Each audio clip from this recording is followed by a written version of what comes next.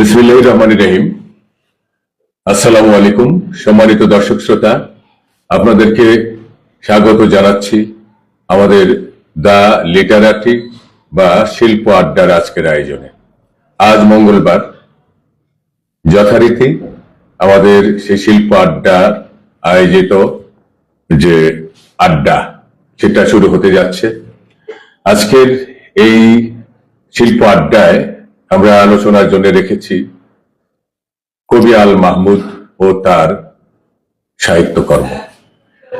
আমরা জানি যে এই বাংলা ভাষার জন্য আমরা আমাদের অকুত ভয় সূর্য সন্তানেরা জীবন দিয়েছে, অনেকে আহত হয়েছে। তার মানে এই ভাষার জন্য, আমাদের মাতৃভাষা বাংলার জন্য আমরা অনেক আমাদেরকে ব্যয় করতে হয়েছে, রক্তের ব্যয়। তো সেই মহান ভাষা আমাদের প্রিয় মাতৃভাষা, সেই ভাষায় যারা লেখালেখি করেছেন, এই বাংলা সাহিত্যে যাদের অবদান, তাদেরকে সম্মান, আমার সশ্রদ্ধ সম্মান জানানো, তাদেরকে স্মরণ করা, তাদের যে কীর্তি, তাদের অবদান আলোচনা করা আমাদের নাগরিক হিসেবে কর্তব্য। এই বাংলা সাহিত্যকে যারা সমৃদ্ধ করে গেছেন, তাদের মধ্যে অন্যতম কবি আল মাহমুদ। প্রিয় দর্শক শ্রোতা, আমরা বেশ কমাস যাবৎ এই শিল্প আড্ডার ব্যানারে আমরা বেশ কিছু অনেকগুলো পর্ব করেছি। শিল্প আড্ডার যেহেতু শিল্প, এটা শিল্পের মধ্যে, শিল্পকর্মের মধ্যে জীবনে যত সৃষ্টি কর্ম আছে সবই পড়ে। এখানে দর্শন থেকে শুরু করে বিজ্ঞান বলি, যা যা আছে, মানুষ নতুন করে যা যা করে, তা সবই এই শিল্প আড্ডার মধ্যে পড়ে। তো যাই হোক, আমরা দর্শনের বিষয়ে কথা বলেছি প্রথম পর্বের দিক দিয়ে, তারপর আমরা করেছি, আমরা সাহিত্যে প্রবেশ করেছি। তো আপনারা সঙ্গে থাকেন, প্রত্যেক পর্বেই সঙ্গে থাকেন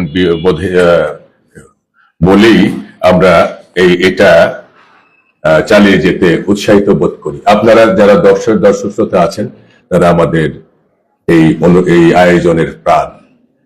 তো এই আয়োজনে প্রাজ্ঞ, বিজ্ঞ, অভিজ্ঞ ব্যক্তিগণ আলোচনা করে থাকেন। এখানে থাকেন রাজনীতিবিদ, থাকেন শিক্ষক, আইনজীবী, নানা পেশার মানুষ যারা শিল্পকর্মকে ভালোবাসেন, যারা সাহিত্যকর্মকে ভালোবাসেন, বলতে ভালোবাসেন, শুনতে ভালোবাসেন, তারা এই আমাদের আয়োজনে সরাসরি উপস্থিত হয়ে এটাকে সাফল্যমণ্ডিত করে থাকেন।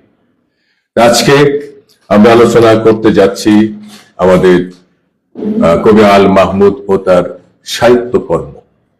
কবি আল মাহমুদ বাংলা সাহিত্যের অন্যতম শ্রেষ্ঠ কবি। উনি শুধু কবি নন, উনি একজন গল্পকার, উনি ঔপন্যাসিক, উনি কবি তো বটেই, গদ্য লেখক। নানা সাহিত্যের নানা অঙ্গনে তার বিচরণ ছিল। উনি অনেক লিখে গেছেন, কিন্তু আমরা লক্ষ্য করেছি যে অনেক প্রখ্যাত লেখক, কবি, সাহিত্যিক আছেন আমাদের বাংলা সাহিত্যে, যাদেরকে নিয়ে আমাদের গর্ব করা উচিত, কিন্তু তাদের বিষয়ে তেমন আলোচনা হয় না। হয়তো তার 1000 কবিতা আছে, তার ছোট্ট একটা কবিতা কোনো সিলেবাসে অন্তর্ভুক্ত। শুধু ওই ছোট্ট একটা কবিতা আলোচনা করলে তাকে আলোচনা করা হয় না। তাই অনেক অবদান থাকা সত্ত্বেও, অনেক লেখা তাদের থাকা সত্ত্বেও আমরা সাধারণ মানুষেরা আমরা তাদের সম্পর্কে জানতে পারি না। যেমন কদিন আগে আমরা অন্তত 3টা পর্ব করলাম যে কবি মাইকেল মধুসূদন দত্তের উপরে। তাকে নিয়ে 1 মাস যদি একটানা কথা বলা যায়, তাও শেষ করা যাবে না। এত বড় লেখক, এত বড় কবি, এত অবদান তার এই বাংলা সাহিত্যে, অথচ তার সম্পর্কে আমরা তেমন কিছু জানতাম না। কিন্তু এই আয়োজনের মধ্য দিয়ে আমরা নতুন করে তাকে ঘাটলাম, তার বিষয়ে জানলাম, আমরা বক্তব্য দিলাম, আমরা শুনলাম। তাতে আমরা অনেক সমৃদ্ধ হলাম। জানি বলে শেষ করা যাবে না, তবু যতটা পারা যায় আমরা জেনেছি। তাই একই ধারাবাহিকতায় আমরা কবি আল মাহমুদকে আমাদের আয়োজনে এনেছি। বাংলা সাহিত্যের অন্যতম শ্রেষ্ঠ কবি, তার অবদান অনস্বীকার্য। উনি নানা বিষয়, তার কবিতাগুলো নানান ভাবে নানা বিষয়ের উপরে কবিতা লিখেছেন। যেমন উনি একজন রসিক মানুষও বটে, বউ নিয়ে কবিতা লিখেছেন তিনি।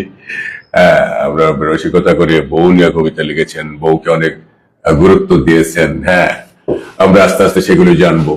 তার কবিতায় উঠে এসেছে ভুগানাগা মানুষের জীবন, তাদের ভাষা, পল্লী মায়ের যে সৌন্দর্য তিনি তুলে ধরেছেন, যে মেঠো পথ, আকাশ বাতাস, তারপর প্রাকৃতিক যে সৌন্দর্য, নানান কিছু তিনি তুলে এনেছেন।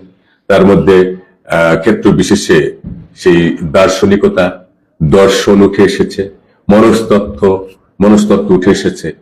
তো নানান বিষয়ে নানান বিষয়বস্তু তার লেখার মধ্যে আমরা দেখতে পাই। তাই তিনি ব্রাহ্মণবাড়িয়ায় 1936 সালে জন্মগ্রহণ করেন এবং 2019 সালে পরলোক গমন করেন, শাহাদত বরণ করেন। এই মহান কবিকে আজকের এই দিনে স্মরণ করছি পরম শ্রদ্ধায়। তার রুহের মাগফিরাত কামনা করছি, তার অবদানের জন্য তার প্রতি কৃতজ্ঞতা জ্ঞাপন করছি। তাই আমি আজকের এই বিষয়ে আলোকপাত করবার জন্য প্রথমেই আহ্বান করছি ডক্টর আলী রেজা, আমাদের যে দর্শক শ্রোতা, আমাদের এই আয়োজনের অন্যতম প্রধান আলোচক, যার আলোচনা শুনবার জন্য আমরা অপেক্ষা করি। চমৎকার আলোচনা করে থাকেন ডক্টর আলী রেজা, একজন কলেজ শিক্ষক, একজন প্রাবন্ধিক, একজন লেখক, একজন কবি, একজন উপন্যাসিক, গল্পকার, চমৎকার একজন মানুষ ডক্টর আলী রেজা। আসুন আমরা ডক্টর আলী রেজার আলোচনা শুনি। হ্যাঁ, আসুন।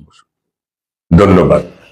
আর আজকের এই মহান আয়োজনে সভাপতিত্ব করছেন বীর মুক্তিযোদ্ধা, সাবেক অতিরিক্ত সচিব ও সাংস্কৃতিক ব্যক্তিত্ব মণি খন্দকার। আর প্রধান আলোচক হিসেবে আছেন অ্যাডভোকেট আল রুহি, কবি ও নজরুল গবেষক। ধন্যবাদ। ধন্যবাদ। বাংলা সাহিত্যের অন্যতম মৌলিক কবি, শক্তিমান কবি আল মাহমুদকে নিয়ে আজকের আয়োজন, প্রথম পর্বের আজকের আয়োজন। এই আয়োজন দ্য লিটারারি বা শিল্প আড্ডা আয়োজিত।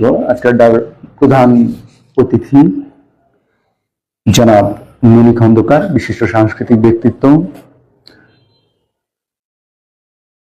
প্রধান আলোচক হিসেবে যিনি মাঝে মাঝেই আমাদের মাঝে উপস্থিত হন, আলোচক হিসেবে তো হনই, প্রধান আলোচক আমরা সবাই যারা আলোচনা শুনে মুগ্ধ হই, কবি গবেষক অ্যাডভোকেট আল রুহি বরাবরের মতো সঞ্চালক হিসেবে উপস্থিত থাকেন এবং এই আয়োজনের পুরোটাই যিনি মনিটরিং করেন আমাদের প্রিয়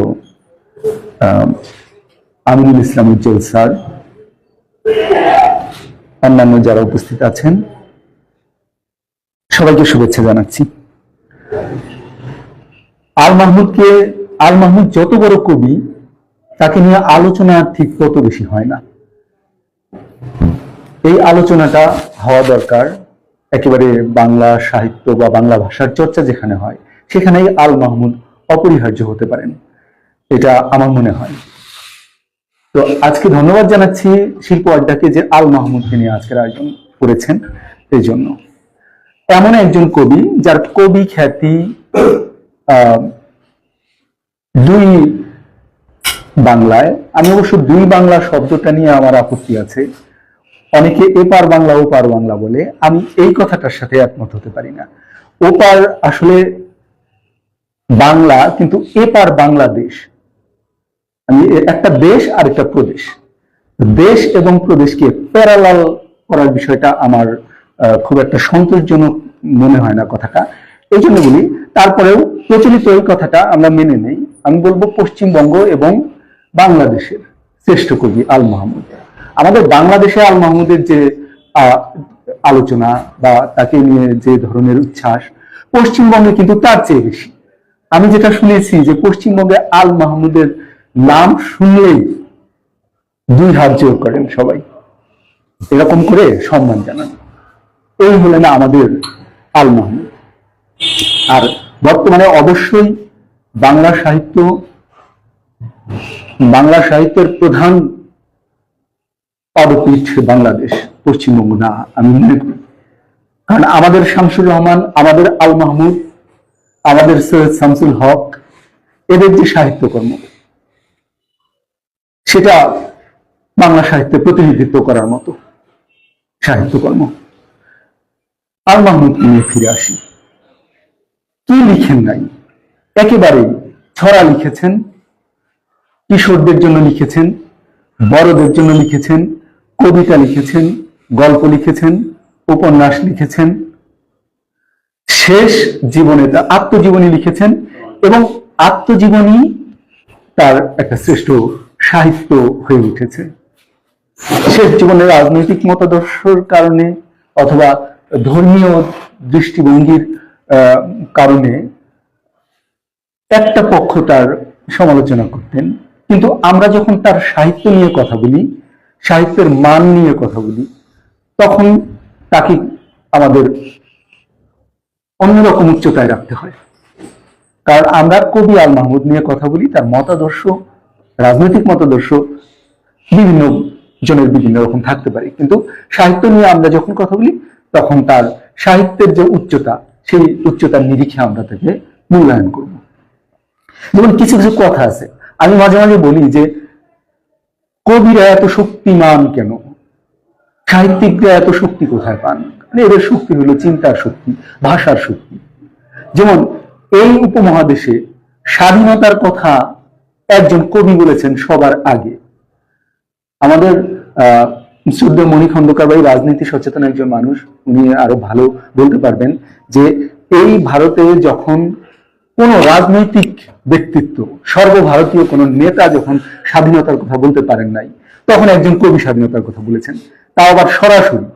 আমরা জানি যে 1920 অসহযোগ আন্দোলনের থেকে আস্তে আস্তে স্বাধীনতার কথা বলতে শুরু করেন, তাও সে স্বার্থ শাসন থেকে স্বাধীনতা, সরাসরি স্বাধীনতা না।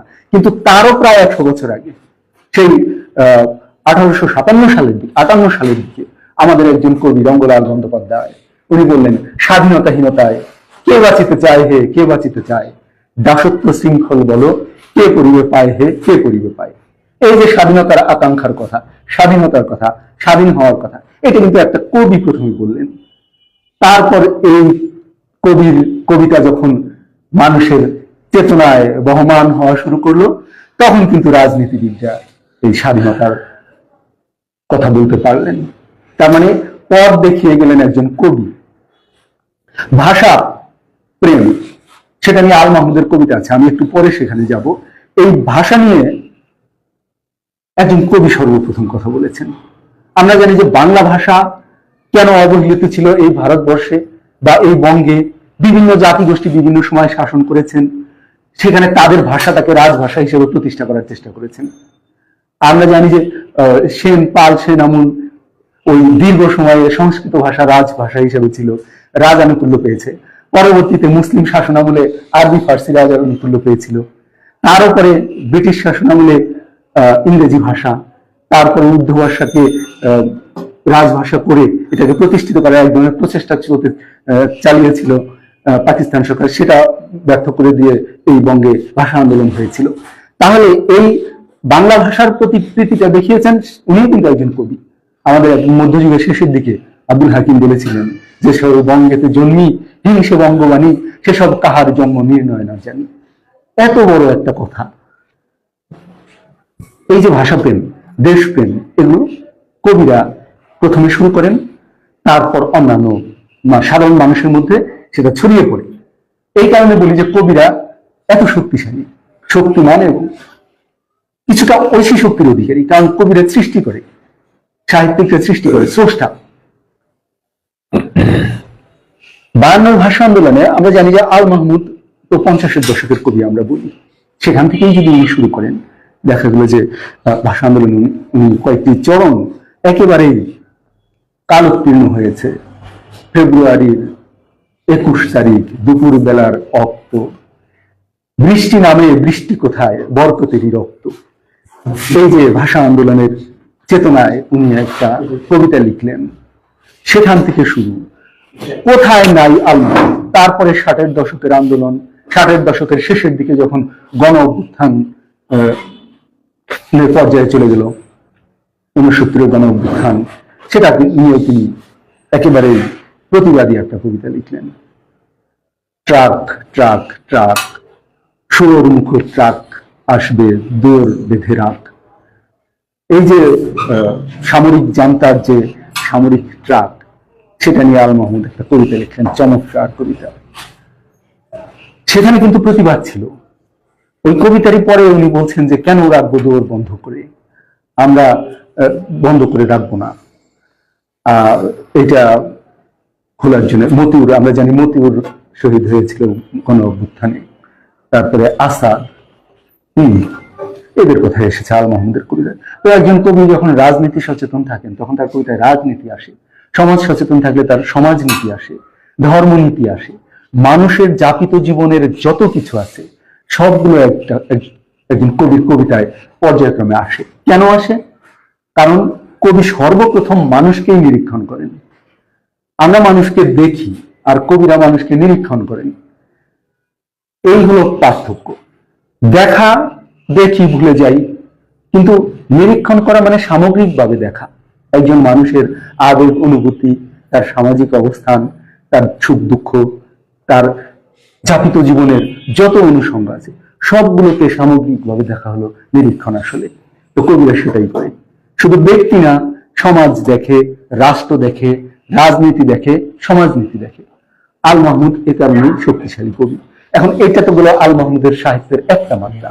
আবার উনি কিন্তু প্রচন্ড রকম প্রেমের কবি। ওনার কবিতায় যে প্রেম, মানে আমি যদি মানব মানবীর প্রেমের কথা বলি, সেটাও কিন্তু ওনার কবিতায় দারুণ ভাবে এসেছে।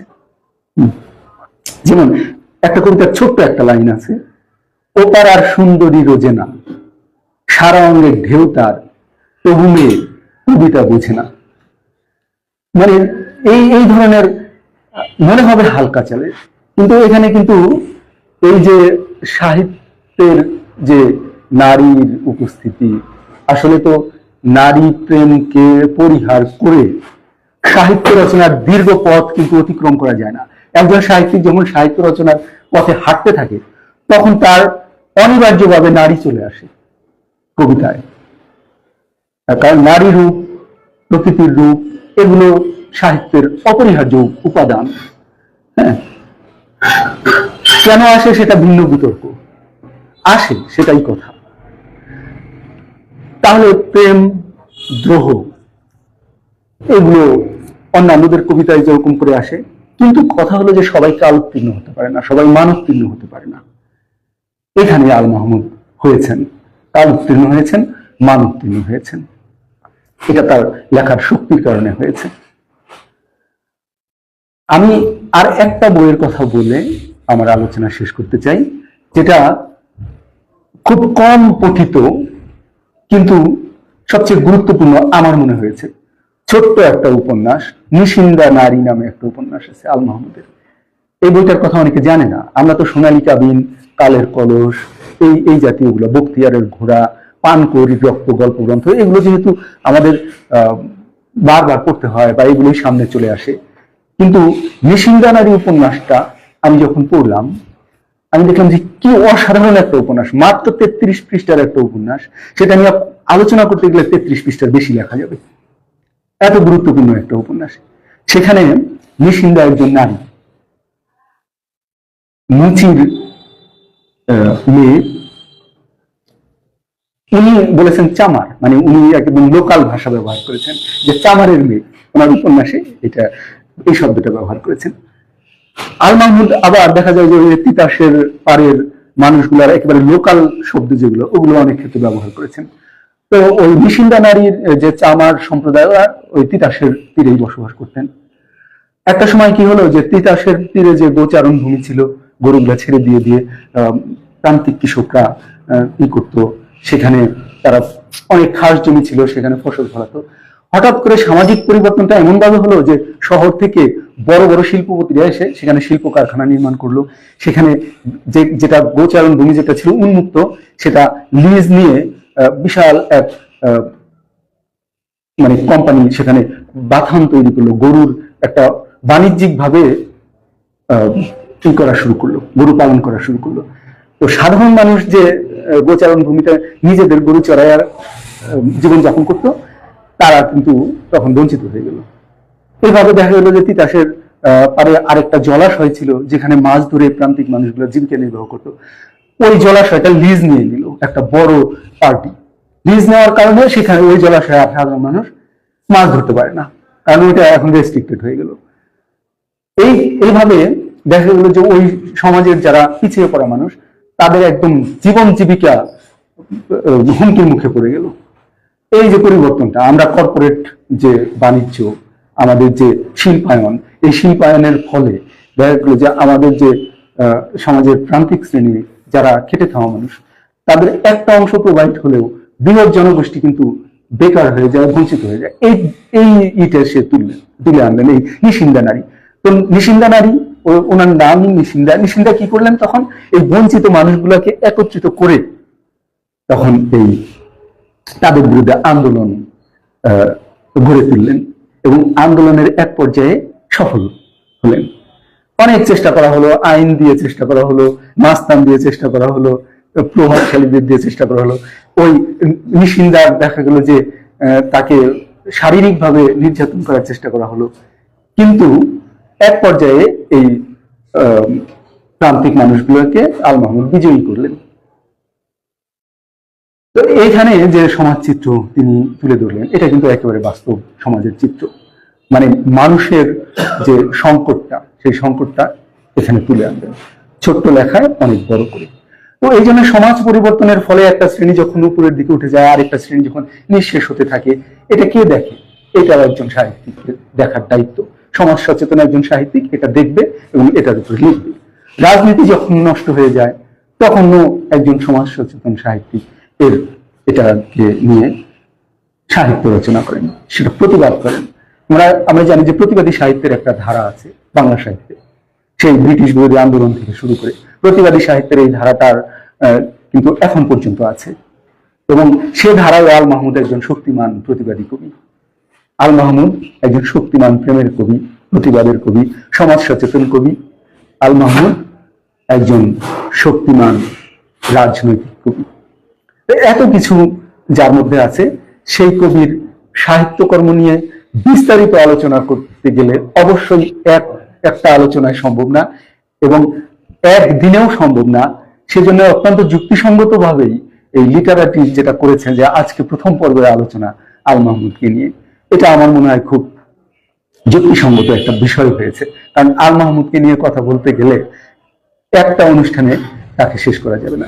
শুধু কবিতা নিয়ে কথা বলতে গেলে একটা অনুষ্ঠান শেষ হবে, বাকি যে রচনাগুলো আছে তার সেগুলো নিয়ে কথা বলা যাবে আরেকটা অনুষ্ঠানে, এরকমই হবে। তো আজকে যেহেতু প্রধান আলোচক আছেন আমাদের মাঝখানে উপস্থিত হয়েছেন, আমি প্রথমেই বলতেছিলাম যে সোহেল সৌকর্যকে আজকে খুব দরকার, কারণ আল মাহমুদকে নিয়ে কথা বলার জন্য খুবই চমৎকার কথা বলবেন আশা করছি। আমি আজকের আলোচনা এখানেই শেষ করতে চাই, অন্যান্যদের আলোচনা শুনবো। যারা শুনলেন, অনলাইনে যারা আছেন লাইভে, তাদেরকেও ধন্যবাদ জানাচ্ছি এবং এখানে যারা উপস্থিত হয়ে আমার এই আলোচনা শুনলেন, সবার প্রতি কৃতজ্ঞতা জানিয়ে আমি আমার বক্তব্য শেষ করছি। ধন্যবাদ। প্রিয় দর্শক শ্রোতা, আমরা শুনছিলাম ডক্টর আলী রেজার আলোচনা। তিনি কথা বলছিলেন কবি আল মাহমুদ ও তার সাহিত্য কর্মের উপর। আমরা অনেক সমৃদ্ধ হলাম তার এই চমৎকার আলোচনা থেকে। সবসময় চমৎকার বলে থাকেন, আজকেও তার ব্যতিক্রম হয়নি। যে দর্শক শ্রোতা, এ পর্যায়ে আহ্বান জানাচ্ছি আজকের নির্ধারিত বিষয়ে কবি আল মাহমুদ ও তার সাহিত্য কর্মের উপর আলোচনা করার জন্য মোহাম্মদ আব্দুর রহিম, সহকারী অধ্যাপক, ইংরেজি বিভাগ, উনি একজন চমৎকার আলোচক। জনাব আব্দুর রহিম। দ্য লিটারেটি বা শিল্পাড্ডা কর্তৃক আয়োজিত অধ্যকার সভার সম্মানিত সভাপতি বীর মুক্তিযোদ্ধা সাবেক সচিব জনাব মনির খন্দকার সাহেব, উপস্থিত আমাদের প্রাণপ্রিয় প্রধান আলোচক অ্যাডভোকেট আল রহিম সাহেব, অধ্যকার আজকের আড্ডায় উপস্থিত প্রধান আর এক আমার শ্রদ্ধেয় স্যার সোহেল শৌকত স্যার, আর আচ্ছা তার উপস্থিতি অত্যন্ত, এবং আমার প্রাণপ্রিয় স্যার প্রধান আজকের এই সঞ্চালক জনাব আমিনুল ইসলাম উজ্জ্বল স্যার, এবং সামনে উপবিষ্ট আমাদের শ্রদ্ধেয় স্যার আর আরেক স্যার রেজা স্যারের কথা বলে নেই, দুঃখিত। সবার উপস্থিতিতে আজকে আপনাদের সামনে আল মাহমুদ সম্পর্কে বলার সুযোগ পেয়ে সবাইকে কৃতজ্ঞতা করে সশ্রদ্ধ সালাম জানাচ্ছি। আসসালামু আলাইকুম। ওয়ালাইকুম আসসালাম। মীর আবুল শুকুর আল মাহমুদ ছিলেন আধুনিক বাংলা সাহিত্যের প্রবর্তক তাকে বলা চলে। তিনি একাধারে কবি, সাহিত্যিক, ছোট গল্প লেখক, শিশু গল্প লেখক এবং সাংবাদিক থেকে সম্পাদক বা তার পরবর্তীতে আরো তার পদচারণা হয়। বাংলা সাহিত্যিকদের মতে গত 50 বছরে যদি সার্থক একজন লেখক থাকেন, প্রবন্ধকার বা কবি থাকেন, তার ভিতরে অন্যতম আল মাহমুদ। তাই তার সাহিত্যকর্ম নিয়ে আলোচনা করা অত্যন্ত দুরূহ ব্যাপার, এবং এটা শেষ করার মতো না, দু এক প্রোগ্রামে আমরা শেষ করতে পারবো না। কবি আল মাহমুদ মাত্র 18 বছর বয়সেই তার লোকান্তর নামক কাব্যগ্রন্থের মাধ্যমে সাহিত্যের নতুন পদচারণা করেন। আর তারপরে তো আমরা আরো জানি, এটা বলার অপেক্ষা রাখে না। তার অন্যতম লেখা সোনালী কাবিন, যেহেতু সময়ের স্বল্প, আমাদের অনেক আলোচক আছেন, স্বল্প সময়ের ভিতরে আমরা শেষ করার চেষ্টা করব। এর প্রেক্ষাপটে আমি বলতে চাই, আল মাহমুদের অন্যতম লেখা কাব্যগ্রন্থ সোনালী কাবিন, যেখানে 43টি কবিতা সংকলিত হয়, তার মাঝখানে 14টি সনেট সেখানে লিপিবদ্ধ আছে। এই সোনালী কাবিন কবিতা অনেক প্রশংসিত এবং অনেক নিন্দিত হয়েছে। কিছু কিছু সমালোচকদের দৃষ্টিতে তার কবিতায় যৌনতা বা যৌন আবেগ বা প্রাপ্তির কথা নেগেটিভ সাইডে অনেকে নিয়েছে, কিন্তু প্রকারান্তে তার সফলতা, তার লেখায় যে কত দক্ষতা, কত নিপুণতা প্রকাশ পেয়েছে, এটা ভাষায় আমরা ব্যক্ত করতে পারি না। কোন ব্যক্তি তার মনের ভাব অর্থাৎ সুখ, দুঃখ, আনন্দ ছন্দের আকারে প্রকাশ করার যে সুদক্ষতা, সুনিপুণতা থাকে, তার জ্বলন্ত প্রমাণ আল মাহমুদ। তার সোনালী কবিতা এই কাব্যগ্রন্থে সুস্পষ্ট রূপে আমাদের সামনে প্রমাণ করেছেন বা তুলে ধরেছেন। সোনালী কাব্যগ্রন্থে কবি তার শব্দ, অনুভূতি, কল্পনাকে এমন ভাবে আমাদের সামনে উপস্থাপন করেছেন, সেটা এক বাক্যে শেষ করা যাবে না। তারই ধারাবাহিকতায় আমি শেষ খেয়ার মাঝি নামক কবিতা থেকে কয়েকটা চরণ আপনাদের সামনে উপস্থাপন করছি। যদিও শুরুটা হয় আমার সকল উদ্যমের পাশে কেন একটি খেয়া নৌকার দুলনি, শুরুটা হয় এইভাবে, কিন্তু পরক্ষণেই কবি আল মাহমুদ বলেন, মাঝে মাঝে ভাবি তোমার কাছে ফিরে যাই, অথচ তোমার মুখ কেন মনে পড়ে না, এখনো নাম ধরে ডাকতে পারি, তোমার নাম তো চুরি পরা হাতের মতো, বাজলেই কিষানীরা উঠোনে জড়ো হয়ে হাসে, বলে আমার নাম ধরে ডাকছো কেন, কেন কোন পালের রাখাল তুমি, কোন চরে ঘর, কি করে বোঝাই আমি সেই গদুলির শেষ খেয়া মাঝি।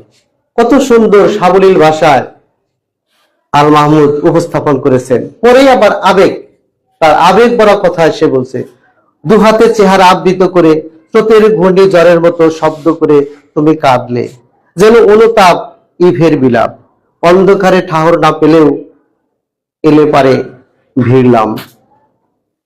বিজলির বিবরণে তোমাকে বসনহীন দেখে আমি কি করে পারের করি চাইব। বললাম, হাত দুটি সরিয়ে বদনখানি দেখাও। তুমি রাত্রের আঁচল হাতড়ে পারে উঠে দাঁড়ালে, বললে, পায়ের খাড়ো একটু রেখে গেলাম পারনির করি, যে অন্ধকারে মুখ নিয়া আমি আমি সেই লায়লা। এই কবিতার শেষের চরণে থেকে আমরা এতটুকুই বুঝতে পারি যে ট্রেডিশনাল ভাষায় তিনি অত্যন্ত দক্ষতার সাথে আমাদের সামনে যে তার উপস্থাপনটা, after departure for a long time a lover with his beloved, what's the reflection will be happened after meeting both of them is fully reflected in this poem. তারপরে বলা হয়েছে যে এখন this poet has requested again and again to his beloved, please open your mouth, I will see you only one time. For a long time we have visited on board. I don't demand you anything. I want to see your mouth only one time. But at that moment, at that time, this beloved also refused his request. Our love already has been lost. Why you want to regain this? ভালোবাসাটা সেই অক্ষত অবস্থায় যা চলে গেছে তাকে আর আমরা সামনে আনতে চাই না। তো এই আমি প্রধান সঞ্চালক বিশিষ্ট উপস্থিত অভিজ্ঞ মহোদয়ের কাছে স্বনির্বন্ধ অনুরোধ করব, আল মাহমুদ যে বিশাল কবি, তাকে নিয়ে যেন আরো আমরা আলোচনা করার সুযোগ পাই। আপনারা আর একটু সুযোগ দেবেন। এতটুকুই বলে আমার কথায় ভুল ভ্রান্তি হলে ক্ষমা সুন্দর দৃষ্টিতে দেখবেন। আসসালামু আলাইকুম।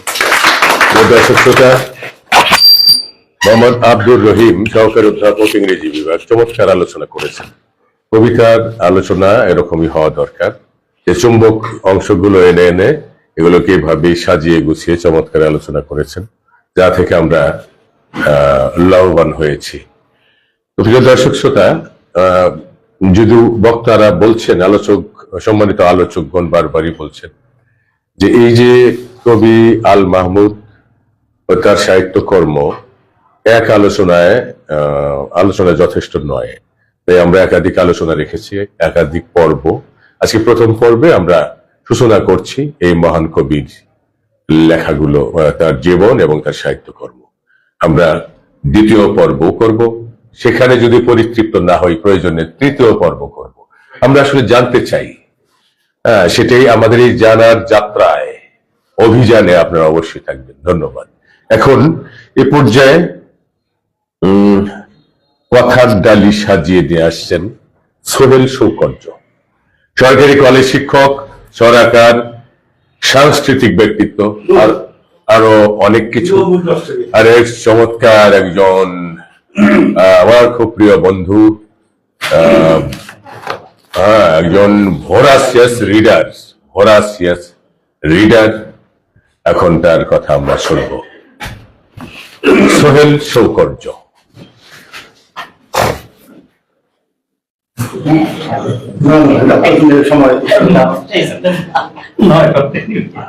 আমি সবার স্মরণ করছি, স্মরণে মৃত ব্যক্তিকে আমি শ্রদ্ধার সাথে তার নাম উচ্চারণ করছি। মুখ্য আলোচক আমাদের সর্বজন শ্রদ্ধেয় গুণী মানুষ,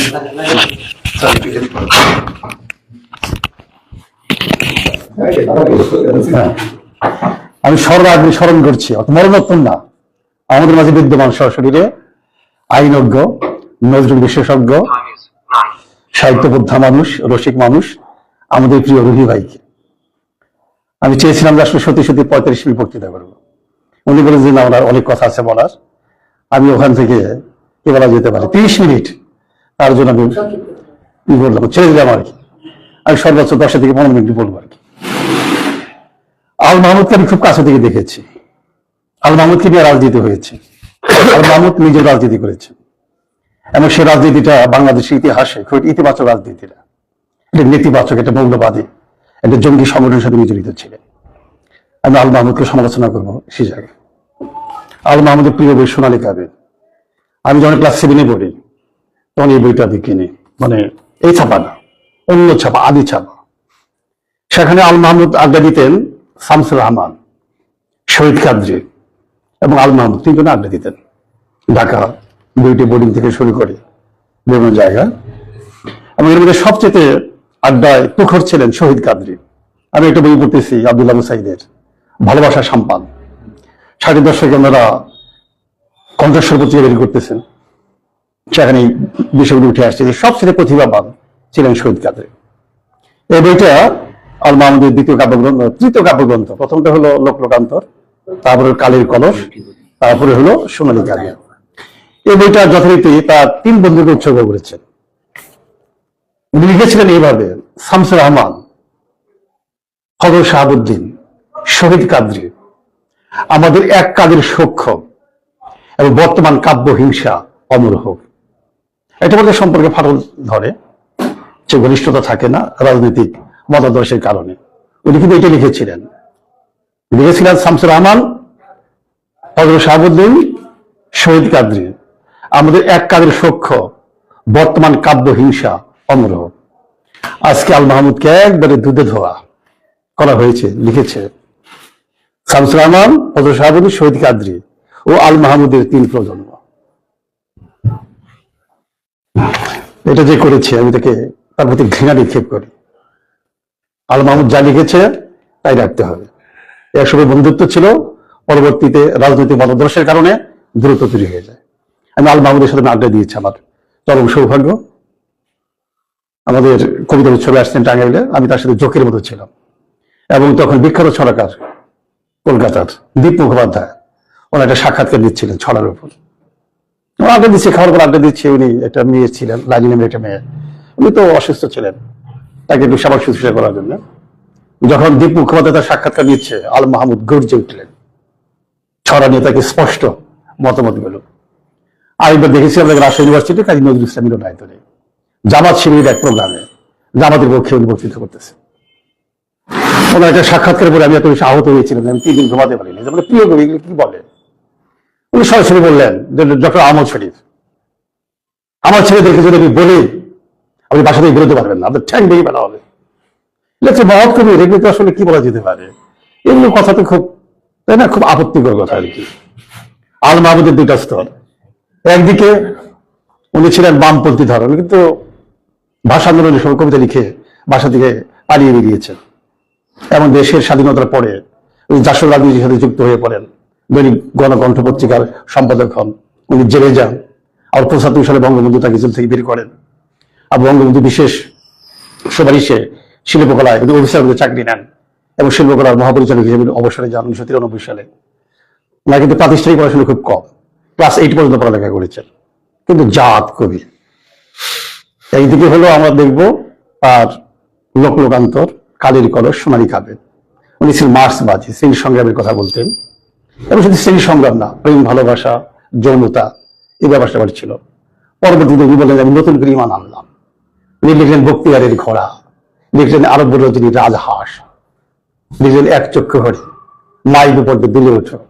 এবং পরে বোঝা গেল যে অনেক বিষয়গুলো আরোপিত বিষয় নিয়ে আসতেছেন আর কি। ধর্ম নিয়ে মহাসাহিত্য তৈরি হতে পারে, কিন্তু সেগুলো রাজনৈতিক মানে ধর্মীয় যে প্রোপাগান্ডা গুলো হয়, কবিতা সেখানে মার খায়।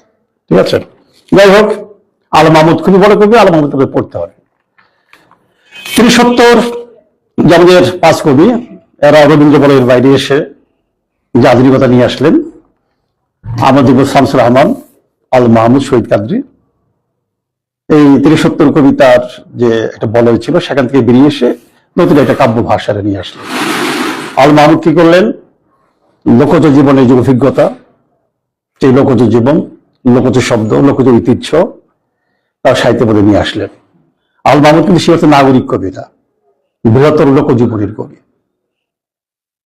এবং আল মাহমুদের কবিতা তো আসলে লিখেছেন কম, গদ্য লিখেছেন, কবিতা হাজারটা লেখেন নাই। যেগুলি লিখেছেন সেগুলো কবিতা হয়ে উঠেছে। আমি সমালোচনা করতে পারি তার বিশ্বাসের জায়গা থেকে, কিন্তু কবিতার যে প্রকরণ, উপমত, উপমত, ছন্দ, এগুলো তো অসাধারণ। আল মাহমুদ আসলে পড়তে হবে। আল মাহমুদকে কি বলি আর কি, আল মাহমুদের কবিতা আমাকে খুব মুগ্ধ করে, খুবই মুগ্ধ করে। আমরা জানি যে সুনীল গঙ্গোপাধ্যায় একটা বই সম্পাদনা করেছিলেন এই শতাব্দীর প্রেমের কবিতা, সেখানে আল মাহমুদের একটা কবিতা নিয়েছিলেন শুনিতে সৌরভ। এটা আমার খুব প্রিয় কবিতা। যৌনতা কেমন কাব্য হয়ে ওঠে, যৌনতা কেমন কাব্য হয়ে ওঠে, একটা নারী শরীরকে উনি দিগম্বর করে নিপুণ শিল্পীর মতো তার দেহ সৌন্দর্য বর্ণনা দিচ্ছেন, অথচ আসলে অশ্লীল না, কবিতা হয়ে উঠেছে। দেখেন, শুনিতে সৌরভ, তোমার মুখ আঁকা একটি দস্তায়, লুটিয়ে দিতে পারি পিতার তরবারি, বাগানে যদি জমি সহজে সস্তায়, তোমার মুখ আঁকা একটি দস্তায়, কোটি টাকা পেলে কেউ কি পস্তায়, কে নেবে তুলে নাও যা কিছু দরকারি, তোমার মুখ আঁকা একটি দস্তায়, বিলিয়ে দিতে পারি পিতার তরবারি। মুখ গেল, এবার আসলো বুক, তোমার মাংসের উষ্ণ আতাফল, শরীরে মেশালো কি মধুর সৌরভ, প্রতিটি দিনরায় আহত নিষ্ফল, তোমার মাংসের উষ্ণ আতাফল, ইভের মতো আজ হও না চঞ্চল, আমার ডান হাতে রাখো সে গৌরব, তোমার মাংসের উষ্ণ আতাফল, শরীরে মেশালো কি মধুর সৌরভ। কবি এবার আর একটু নিচে নামলেন, তোমার নাভি দেখে হাসছি একা আমি, দেবে কি গুলমেরি কৃষ্ণ সানুদেশ, যেখানে পাখি নেই রক্ত দ্রুতগামী, তোমার নাভি দেখে হাসছি একা আমি, মধ্যযুগে এক যুবক গোস্বামী, দেহেই পেতে চায় পথের নির্দেশ, তোমার নাভি মূলে দেখেছি একা আমি, নরম গুলমের কৃষ্ণ সানুদেশ। বাদ বাকি পড়ে নিন, কবিতা হয়ে উঠেছে। এটা অসাধারণ কবিতা। উনি কবিতার মধ্যে কি করেছেন, যৌনতা এনেছেন, এবং সেটা শিল্পের আকারে উনি শিল্পিত করে ছেড়ে দিয়েছেন। আল মাহমুদ একসময় মার্ক্সবাদী ছিলেন। আমি জানি না, আমি আলী রেজার বক্তৃতা পুরোটা শুনতে পারি নাই, আল মাহমুদ পুরো কেন পড়া আছে। আমি অল্প বয়সে আল মাহমুদ একটি বিখ্যাত বই পড়ে ফেলে, মানে কিনে ফেলে, যেভাবে বেড়ে উঠে, এটা অসাধারণ সুন্দর একটা আত্মজৈবনিক উপন্যাসের মতো একটা স্মৃতি কথা, এটা সব পড়া দরকার। যেভাবে বেড়ে উঠি, সেখানে তো অনেকে দেখলাম অনেক সংগ্রাম করতে হয়েছে, পালিয়ে বেরোতে হয়েছে। প্রতিবাদী একটা মানুষ, উনি মার্ক্সবাদী ছিলেন, মার্কসিস্ট ছিলেন। ওনার যে বিখ্যাত সোনালী গ্রামীণ কবিতার মধ্যেও এই মার্ক্সবাদী চেতনার ওটা প্রতিফলন যাবে, একটা অনুরমণ দেখব। এখানে শ্রেণী সংগ্রাম আছে, শোষণের কথা আছে, কৌম সমাজের কথাগুলো আছে, এবং সবচেয়ে বড় ব্যাপারটা হলো কি, যেখানে উনি একটি নতুন ধর্মমত এর কথা বলেছেন। আমি কবিতাটা পড়ি, আর 10 নম্বর সনেট, এটা বারবার পড়া দরকার। শ্রমিক সাম্যের মন্ত্রে কি রাতেরা উঠিয়েছে হাত, হীন সাঙ্গের দেশে শান্তি নামে দেখো প্রিয়তমা, এশিয়ায় যারা আনে কর্মজীবী সাম্যের দাওয়াত, তাদের পোশাকে এসে এটি দেই বীরের তকমা, আমাদের ধর্ম হোক ফসলের সুষম বন্টন। কিন্তু ভয়ঙ্কর লাইন, আমাদের ধর্ম হোক ফসলের সুষম বন্টন, পরম স্বস্তির মন্ত্রে গেয়ে ওঠো শ্রেণীর উচ্ছেদ, এমনই প্রেমের বাক্য সাহসিনী করে উচ্চারণ, যেন না ঢুকতে পারে লোক ধর্মে আর ভেদাভেদ। তারপর তুলতে চাও কামের প্রসঙ্গ যদি নারী, ক্ষেতের আড়ালে এসে নগ্ন করো যৌবন জরদ, শস্যের সপক্ষে থেকে যতটুকু অনুরাগ পারে তার বেশি ঢেলে দেব আন্তরিক রুতির দরদ। সলাস সাহস নিয়ে ধরে আসছি পট্টময় শাড়ি, সুগন্ধি কবুল করো ই অধমী তোমার মরদ। যাই হোক, আল মাহমুদের কবিতা বারবার পড়তে হবে। আসলে এটা কি বলবো আর কি, এগুলো আবিষ্কারের মতো আর কি। কোন পেশাজীবী সমালোচক আল মাহমুদকে নিয়ে কি উচ্ছ্বসিত, এটা একাডেমিক আলোচনা করলো কি না করলো কোনো কিছু আসে যায় না। আমরা সচেতন পাঠক হিসেবে আল মাহমুদের কবিতা পড়বো, তার উপমা, তার শব্দ চয়ন, তার ভাষার ব্যবহার, একেবারে পুরো এটা বাংলাদেশ, তার কবিতা কিভাবে বাংময় হয়ে উঠেছে। ঠিক আছে, আল মাহমুদের কবিতায় নানা বাত্রিকতা আছে। উনি ছড়া লিখেছেন, উনি বেশি ছড়া লেখেন নাই, যা লিখেছেন সেগুলো অনবদ্য হয়ে উঠেছে, অনবদ্য হয়ে উঠেছে। ঠিক আছে, যার ফলে আল মাহমুদ টিকে থাকবে তার কবিতার ভেতরে যে শক্তিমত্তা, তার যে কাব্য সুষমা, তাই না, তার কবিতার যে কবিত্ব, সেই কবিত্ব আল মাহমুদ টিকে থাকবে। এখন আমাদের মুশকিলটা হলো যে আমরা কোনো সমালোচনা নিতে পারি না, তাই না। এখন একটা সমালোচনা আমাদের সম্যক আলোচনা, একটা কবির সব লেখাই তো সুখপাঠ্য হয় না, কালোত্তীর্ণ হয় না। একটা কবি যদি একটা লাইনও লিখতে পারেন কালোত্তীর্ণ, ইতিহাসে সেই অমর হয়ে যায়। আর আল মাহমুদ অজস্র কালোজি পংক্তি লিখেছেন, কবিতা লিখেছেন, কিন্তু তার বিশ্বাসের জায়গা, উনি কোথায় আপোষ করেছেন, কোথায় প্রতিক্রিয়াশীলতার সাথে হাত মিলিয়েছেন, কিন্তু বলতেই হবে কিন্তু তার মানে এই না যে আল মাহমুদকে খারিজ করতেছে। আল মাহমুদকে খারিজ করে কেউ না। আল মাহমুদ নিজের, তাই না, নিজের শক্তির জোরে উনি টিকে থাকবেন। আল মাহমুদের কি বলবো আর কি, কি সব সুন্দর সুন্দর ছড়াগুলো আর কি। একটা ছড়া বলে আমার বক্তব্য শেষ করব। আল মাহমুদ কিন্তু হোক, বারবার হোক। ছোটবেলা যাতে গল্পের বই পড়েছিলাম, পান করি রক্ত, কি অসাধারণ একটা গল্পের নাম হলো জলবেশ্যা। এটা তো নিতেই পারবে না, কি ঘেন্না, কি ঘেন্না। হ্যাঁ, একটা গল্পের নাম সে দিচ্ছে জলবেশ্যা। আরে এটা পড়ে দেখ, পড়ে দেখ, নারী এবং নাগিনী সেখানে একাকার হয়ে গেছে। ওর একটা গল্প লিখে দেখ। অথবা হাসান আজিমের একটা গল্প আছে মন তার সংখ্যিনী, দুইটা গল্প আমরা মনে করি খুব প্যারালাল। নারীর যে কি বলা যেতে পারে, নারী যে দ্বিচারিণী সত্তা, তাই না, নারীর ভিতরে যে, তাই না, ছলনার ব্যাপার স্যাপার কি ভয়ঙ্কর ভাবে উঠে আসছে। আমি এটা পড়তে বলি আর কি, জলবেশ্যা। যাই হোক, আল মাহমুদ একটি প্রিয় ছড়া মোটেই আমার বক্তব্য শেষ করব। আল মাহমুদ কিন্তু বারবার আলোচনা হতে পারে, আমাদের রুজি ভাই আছে, রুজি ভাই আলোচনা করবেন। তার আগে বলে নিই, আল মাহমুদের প্রাতিষ্ঠানিক শিক্ষা ছিল না, কিন্তু শিক্ষার কমতি ছিল না। এই জন্য ঢাকা যারা একাডেমিক শিক্ষায় শিক্ষিত তারা আল মাহমুদকে খুব খোঁচাতেন। এক কবি আছে, এটা মাহমুদ কামাল ভাইয়ের কাছে শোনা। এই কবিতাটা আমি পড়েছি আর কি, তার একটা বই নাম হলো দ্বিতীয় ভাঙনের মধ্যে এই কবিতাটা আছে। কিন্তু কাহিনীটা বলেছেন মাহমুদ কামাল ভাই, বলেছেন কবি হলো মোহাম্মদ নুরুল হুদা। নুরুল হুদা আল মাহমুদকে খুব খেপাইতো আর কি, এই পড়াশোনা জানে না, কিছু জানে না। ও শোনা গেল যে নুরুল হুদার বউ এক পরবর্তী সাথে ভাইয়ে গেছে। ওর দুই লাইনে কবিতা লিখলেন, সবাই বলে গড় গড়, আমি বলি ভাঙ্গে, 60-এর দশক বগল বাজায়, বউ নিয়ে যায় নাঙ্গে। এটা আমার কাছে খুব অসাধারণ মনে হয়, খুব অসাধারণ মনে হয়। যাই হোক, আল মাহমুদের একটা বিখ্যাত ছড়া, আমার খুব প্রিয় ছড়া, ওটা পড়েই আমার বক্তব্য শেষ করব। এবং যারা বিজ্ঞ আলোচক আছেন, বৌদ্ধ আলোচক, তাদের আলোচনাগুলো শুনবো, আমি সমৃদ্ধ হব। আম্মু বলেন পরের শোনা, আব্বু বলেন মন দে, পাঠে আমার মনে বসে না কাঁঠালে চাপার গন্ধে। আমার কেবল ইচ্ছে করে নদীর কাছে থাকতে, বকুলে ডালে লুকিয়ে থেকে পাখির মতো ডাকতে। সবাই যখন ঘুমিয়ে পড়ে কর্ণফুলির কলুটায় দুধ ভরা ওই চাঁদের বাটি ফেরেশতারা উল্টায়, তখন কেবল ভাবতে থাকি কেমন করে উড়ব, কেমন করে শহর ছেড়ে সবুজ গায়ে ঘুরবো। তোমরা যখন শিখছো পড়া মানুষ হওয়ার জন্য, আমি না হয় পাখি হব, পাখির মতো বন্য। এই মহান কবির প্রতি আমার বিনম্র শ্রদ্ধা জানিয়ে আমার বক্তব্য শেষ হচ্ছে। ধন্যবাদ। প্রিয় দর্শক শ্রোতা, খুব চমৎকার আলোচনা শুনছিলাম সোহেল শৌকত জি। এই যে আলোচনা সমালোচনা, আসলে এই সমালোচনার ভিড়ে কোথায় অনেক শিল্প, মানে অনেক শিল্পী আপনি গেছিলেন? সমালোচনার ভিড়ে অনেক শিল্পী বলতে বাধ্য হয়েছেন যে যা দিয়েছি তা নিয়েই খুশি থাকো, যা দিতে পারিনি তা নিয়ে আলোচনার প্রয়োজন নেই। আর যা দিয়েছি তা থেকেও যদি তোমার আপত্তি থাকে, যা দিয়েছি তা থেকেও যদি তোমার আপত্তি থেকে থাকে, তাহলে যেটুকু তোমার ভালো লাগে সেটুকু নিয়ে শান্ত থাকো। ক্রিটিসিজম ক্যান বি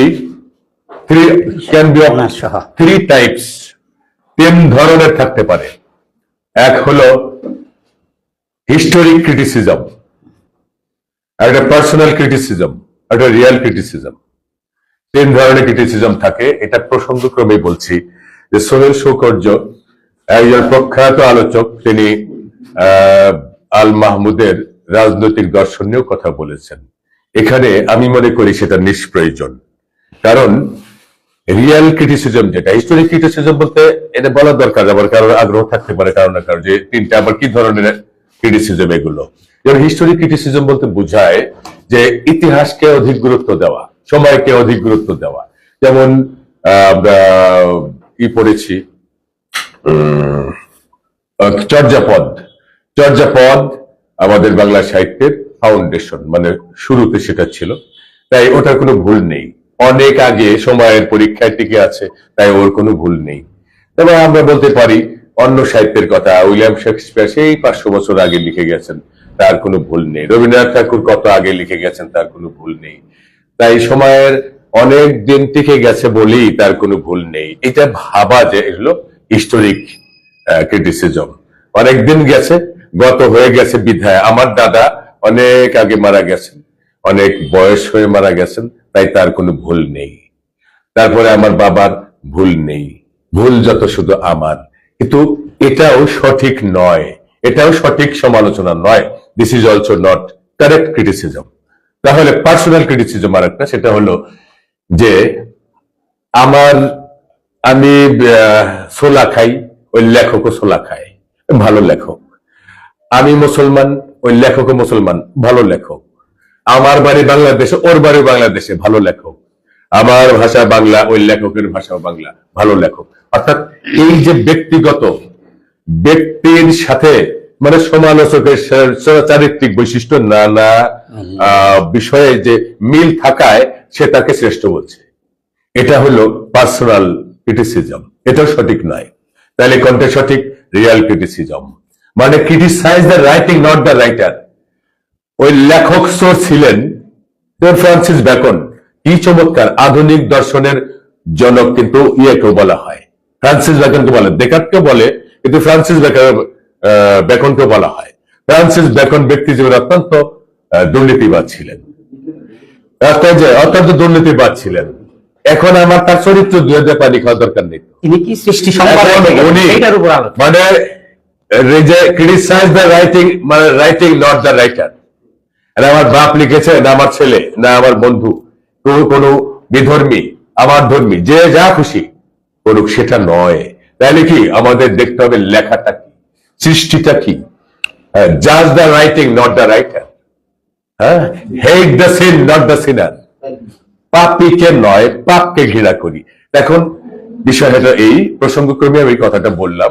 আমরা অবশ্যই we must make the real criticism of anything. Thank you very much. তো এখন আমরা বক্তব্য শুনবো ইমরোজ, ইমরোজ নাজমুল। উনি একজন কলেজ শিক্ষক, ইংরেজির। আর কিন্তু অত বেশি সমালোচনা কিন্তু করা যাবে না। আমি ইতিবাচকতায় বিশ্বাসী। একজনের আমরা চাইবো কি যে নেতিবাচক আর ইতিবাচক দুটো একসঙ্গে আনলে মেলা হয়ে যায়, আমরা এত ধারণ করতে পারবো না। আমরা আসুন আমরা ইতিবাচক ব্যাপারটাকে নিয়ে নেই। আমার ধর্ম তাই বলে, হ্যাঁ, ইসলামও তাই বলে। হ্যাঁ, আমরা নাজমুল ইমরোজের কাছে, ইমরোজ নাজমুল, তোমার তো নাম মেলা, এখন কোনটা বলবো? ইমরোজ নাজমুল একজন কলেজ শিক্ষক, কবি, সাংস্কৃতিক ব্যক্তিত্ব, নাট্যকার, অভিনেতা, আরো কত কি। ধন্যবাদ স্যার। শুধু এই দুঃখেই মীর আব্দুস শুকুর মাহমুদ, উনি তার নাম সংক্ষিপ্ত করে কি লিখলেন? আল মাহমুদ।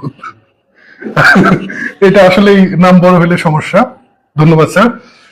তো ধন্যবাদ জানাচ্ছি আজকের অনুষ্ঠানের আয়োজক, moderator, major general Mohammad Hasan আদর্শ কলেজের মাননীয় অধ্যক্ষ জনাব আমিনুল ইসলাম উজ্জ্বল স্যারকে, আজকের উপস্থিত সমস্ত গুণীজনকে ধন্যবাদ জানাচ্ছি, আজকের অনুষ্ঠানের সভাপতি ধন্যবাদ জানাচ্ছি, এবং মুখ্য বক্তাকেও ধন্যবাদ জানাচ্ছি। আরো বেশি ধন্যবাদ জানাচ্ছি জনাব সোহেল সুকর্য স্যারকে, আমার এই মঞ্চে আসার অনুপ্রেরণা তিনি। আসলে তার কথাই মোটিভেটেড হয়ে আমি এই পর্যন্ত আসলাম। আজকে আমার বক্তব্য দেওয়ার ইচ্ছা খুব একটা ছিল না। আমি শুরু করতে চাই জর্জ বার্নার্ড শর একটা মন্তব্য দিয়ে। তার এক্সাক্ট কোট আমি করতে পারছি না, কিন্তু কথাটা হচ্ছে এরকম যে যেই জীবন 20 বছর আগে যা ছিল, মানে কারো বুদ্ধিমত্তা, কারো ইন্টেলিজেন্স যদি 20 বছর বয়সে যা ছিল, তারও 20 বছর পরে যদি তাই থাকে, তাহলে আমাদেরকে বুঝতে হবে যে তার মানসিক পরিপক্কতা আসে নাই। সে মানসিকভাবে ওই একটা পার্টিকুলার জায়গাতে হচ্ছে স্টাক হয়ে আছে, সেখান থেকে তার বুদ্ধির বিকাশ ঘটে নাই। আমি অত্যন্ত দুঃখিত, রেফারেন্সটা হুবহু বলতে পারছি না, কিন্তু মূল বক্তব্যটা অনেকটা এরকম। তো এইখানে সমস্যাটা যেটা আসে, আমরা মানুষ কিন্তু সবসময় আমরা কুকুরের সাথে নিজেদেরকে তুলনা করতে ভালোবাসি। কুকুরের কোন বৈশিষ্ট্যের কারণে? সেটা হচ্ছে যে তার ভক্তি, প্রভু ভক্তি। অর্থাৎ মানুষ সবসময় নিজেকে মানে একটা চতুষ্পদী জন্তুর সাথে, যার বুদ্ধিমত্তা, বুদ্ধিবৃত্তির দিক থেকে আমাদের থেকে কোনোভাবেই তুলনীয় না, তার সাথে নিজেকে তুলনা করে শুধুমাত্র একটা কারণে, যে কুকুরের লয়্যালটি আছে। কারণ কুকুরের আসলে লয়্যালটি কখন থাকে? যখন মানুষের বুদ্ধিমত্তার বিকাশ ঘটে না। আমরা অহরহ দেখি একজন আদর্শ প্রেমিক সেই হয়, একজন লয়াল প্রেমিক সেই হয় যার আসলে নড়াচড়া কম থাকে, যাতায়াত কম থাকে, যার পরিমণ্ডল ছোট থাকে, যার হচ্ছে দুনিয়া সম্পর্কে জ্ঞান কম থাকে। সেই একনিষ্ঠভাবে সেই 20 বছর আগে যে প্রেমিকাকে ভালোবাসে তাকেই পরবর্তী 30 বছর যাবত শুধু তাকেই ভালোবাসে। বিষয়টা এরকম না তার পাশাপাশি আর অনেক কিছু ভালোবাসে, সে ফুল ভালোবাসে, পাখি ভালোবাসে, এরকম না, সে শুধু তাকেই ভালোবাসে। এরকম আদর্শ প্রেমিক আমরা তাদেরকে পাই যাদের আসলে বুদ্ধির বিকাশ ঘটে নাই। তো লয়্যালটির সাথে মানসিক অপরিপক্কতার একটা ঘনিষ্ঠ সম্পর্ক আছে বলে আমি মনে করি। এখন আল মাহমুদের যে বিষয়টা, সেইটা বলতে গিয়ে এখানে আসলাম। এমন একজন কবি, আমরা সবাই জানি যে তিনি হচ্ছে প্রাতিষ্ঠানিক লেখাপড়া খুব বেশি করতে পারেন নাই। 8ম শ্রেণী বা মতান্তরে 9ম শ্রেণীতে যখন তিনি পড়েন তখন তাকে লেখাপড়া বাদ দিতে হয়। কেন বাদ দিতে হয়? উনি তো ভাষা আন্দোলনে অংশ নিয়েছিলেন, উনি তো কবিতা লিখেছিলেন, যেই কবিতা পরবর্তীকালে গান হয়েছে। প্রতুল মুখোপাধ্যায় যে গানটা গেয়েছেন এবং যেই কবিতার মাধ্যমে, যে গানের মাধ্যমে আমরা ছোট বয়সে আল মাহমুদকে চিনেছি। ফেব্রুয়ারির 21 তারিখ, দুপুরবেলা রক্ত, বৃষ্টি নামে বৃষ্টি কোথায়, বরকতের রক্ত, হাজার যুগের সূর্য তাপে জ্বলবে এমন লাল যে, সেই লোহিতেই লাল হয়েছে কৃষ্ণচূড়ার ডাল যে, প্রভাত ফেরির মিছিল যাবে ছড়াও ফুলের বন্যা, বিষাদ গীতি গাইছে পথে তিতুমিরের কন্যা, চিনতে নাকি সোনার ছেলে ক্ষুদিরামকে চিনতে, রুদ্ধশ্বাসে প্রাণ দিল যে মুক্ত বাতাস কিনতে, পাহাড়তলির উপর থেকে, পাহাড়তলির মরণ চুলায়, থ্যাংক ইউ, ঝাঁপ দিল যে অগ্নি। তারপরে লাইন, ফেব্রুয়ারির 21 তারিখ,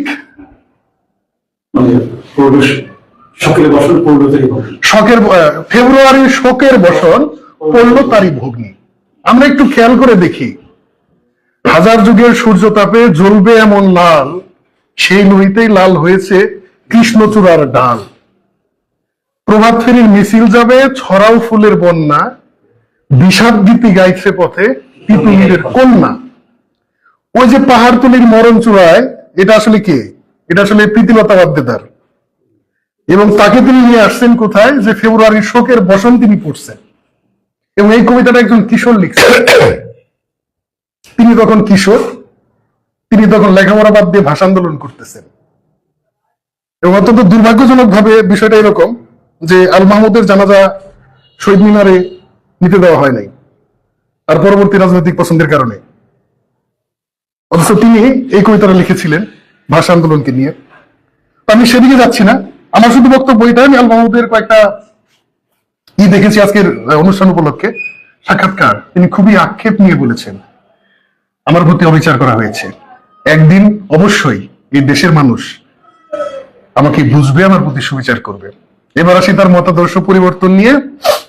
এইটা নিয়ে কথা বলতে গেলে অনেক লম্বা সময় হবে। প্রথম বিষয় হচ্ছে আল মাহমুদ, জি শেষ করে দিচ্ছি স্যার। দুঃখিত, ওই তার চরিত্র নিয়ে আলোচনা দরকার নাই, আমি বারবার বলছি। তার লেখা নিয়ে বলতেছি, প্রতিফলিত হচ্ছে লেখার মধ্যে যদি আসে, লেখা দিয়েই তোমার আলাদা, তাকে নিয়ে আলোচনা, তার লেখা নিয়ে আলোচনা চাচ্ছি। যদি ওর মধ্যে আসে এটা, তা আসুক। এটা ব্যক্তি জীবন নিয়ে আলোচনা আমার মনে হয় ঠিক না। আল মাহমুদ হচ্ছেন সেই মানুষ যিনি হচ্ছে স্বাধীনতা যুদ্ধের সময় কলকাতায় ছিলেন, থিয়েটার রোডে। কেউ কেউ বলেন তিনি হচ্ছে মুজিবনগর সরকারের পররাষ্ট্র বিষয়ক অফিসের ছোটখাটো একজন কর্মকর্তা ছিলেন। কোন কোন সমালোচক বলছেন যে তিনি কলকাতায় ছিলেন ঠিকই, কিন্তু তিনি মুক্তিযুদ্ধে ছিলেন না, এটা তার ফ্যান্টাসি। যাই হোক, তিনি সেই সময়ে তার সমসাময়িক কবি, তার বন্ধু কবি, আমরা যদি সৈয়দ শামসুল হকের কথা বলি, তিনি তো বাংলাদেশেই ছিলেন, তিনি পাকিস্তান সরকারের চাকরিও করেছেন। আল মাহমুদ ছিলেন ভারতে, আমাদের মুক্তিযোদ্ধাদের প্রধান কেন্দ্র যেখানটাতে, তিনি সেখানে ছিলেন, কাজ করুন আর না করুন। তারপর তিনি দেশে আসলেন, গণকণ্ঠ পত্রিকার সম্পাদক হলেন এবং তিনি জেলে গেলেন সম্পাদকীয় কারণে। এবং বঙ্গবন্ধু শেখ মুজিবুর রহমান তাকে মুক্ত করলেন এবং তাকে তিনি বাংলা একাডেমির শিল্পকলা একাডেমির সহকারী পরিচালক পদে অধিষ্ঠিত করলেন প্রাতিষ্ঠানিক শিক্ষা না থাকা সত্ত্বেও। তো এর চেয়ে বেশি ভ্যালিডেশন মুক্তিযুদ্ধ বা মুক্তিযোদ্ধা বা মুক্তিযুদ্ধ বিষয় বা বাংলাদেশের স্বকীয়তা বা স্বতন্ত্র নিয়ে আর বোধহয় লাগে না যে উনি হইতেছে বাংলার পক্ষের লোক ছিলেন। আচ্ছা, তো পরের যে আলোচনাটা সেটা আমি আগামী পর্বের জন্য তুলে রাখতেছি ইনশাল্লাহ। এখানে আমি শুধু একটা কথা বলে যেতে চাই, সেটা হচ্ছে এটা আব্দুল হাই শিকদারের একটা কথা, তার একটা বক্তব্য থেকে আমি শুনেছি যে মার্কস যদি ইসলাম পড়তে সুযোগ পেতেন তিনি অবশ্যই মার্কসিজম রচনা না করে তিনি হচ্ছে ইসলামের অনুরক্ত হতেন। কারণ হচ্ছে কয়েকটা বেসিক জায়গা ছাড়া মার্কসিজমের যে বেসিক কনসেপ্ট সেগুলো বেসিক্যালি অনেকটাই ইসলামিক কনসেপ্টের মধ্যে যায়, যার মধ্যে তিনি রেফারেন্স হিসাবে এনেছেন বাইতুল মাল ব্যবস্থার কথা, তিনি এনেছেন সাম্য সমতা, যেটাকে হচ্ছে মার্কসিজম বলতে শ্রেণী সংগ্রাম ইত্যাদি ইত্যাদি। আমি শুধু কিছু নোট রেখে গেলাম, ইনশাল্লাহ আগামী পর্বে এই বিষয় নিয়ে কথা বলবো। আমি এইখানে বলতে চাই আল মাহমুদের উপর বাংলাদেশ বাঙালি সাহিত্যিকেরা অনেক অনেক অনেক বেশি অবিচার করেছেন এবং তার জীবনের যে ট্র্যাজেডি সেটা কোনো অংশেই মহাকবি মাইকেল মধুসূদন দত্তের জীবনের ট্র্যাজেডির চেয়ে কম নয়। আমি বিশ্বাস করি আমার দেশের মানুষজন কোনোদিনই গুণীর কদর করতে পারে নাই, ইনশাল্লাহ আগামী 50-60 বছরে পারবেও না। ধন্যবাদ সবাইকে। ধন্যবাদ নবীন বক্তা ইমরোজ নাজমুল। নবীন হলেও কথাবার্তায় প্রবীণ, আমাদের চমৎকার বলেন, একেবারে ছুলিয়ে ফেলবার চেষ্টা করেন লেখককে। না, চামড়া তোলা যাবে না লেখকের, তাইলে এই শীতে চামড়া তুললে লেখক শীতে মারা যাবে। আমি বলছি যে ইয়েকে এই লেখাটাকে প্রাধান্য দিতে চাই আমার প্রিয় সহকর্মী বৃন্দ। আমরা চাই যে লেখাটাকে একটু গুরুত্ব বেশি দেব। লেখাটাকে আমি বলি, আগে ওই সময় একটা উদাহরণ দিয়েছি, কিন্তু ফ্রান্সিস বেকন কিন্তু দুর্নীতিবাদ ছিলেন। লেখাগুলা কি না সেটা বলছি, কিন্তু ওই তার দুর্নীতিবাজ ওই চরিত্র নিয়ে আলোচনা তো আমরা করবো না, তার লেখাটা নিয়ে আমি সেটাই বলছি। হ্যাঁ, এটা এই যে উইলিয়াম শেক্সপিয়ার তো হরিণ চুরি করছে, উইলিয়াম শেক্সপিয়ার হরিণ চুরি করে ধরা পড়ে, তাহলে এটা কি হলো? এগুলো বলে তো সেটা বলছি যে ব্যক্তি জীবন, তার বিশ্বাস, আদর্শ, তার লেখার মধ্যে কিভাবে প্রতিফলিত হয়ে যায়। ওটা হালকা আলোচনায় আসে। এই যে যেমন উইলিয়াম শেক্সপিয়ারের এই যে হরিণ চুরি, এটা হলো সন্দেহজনক।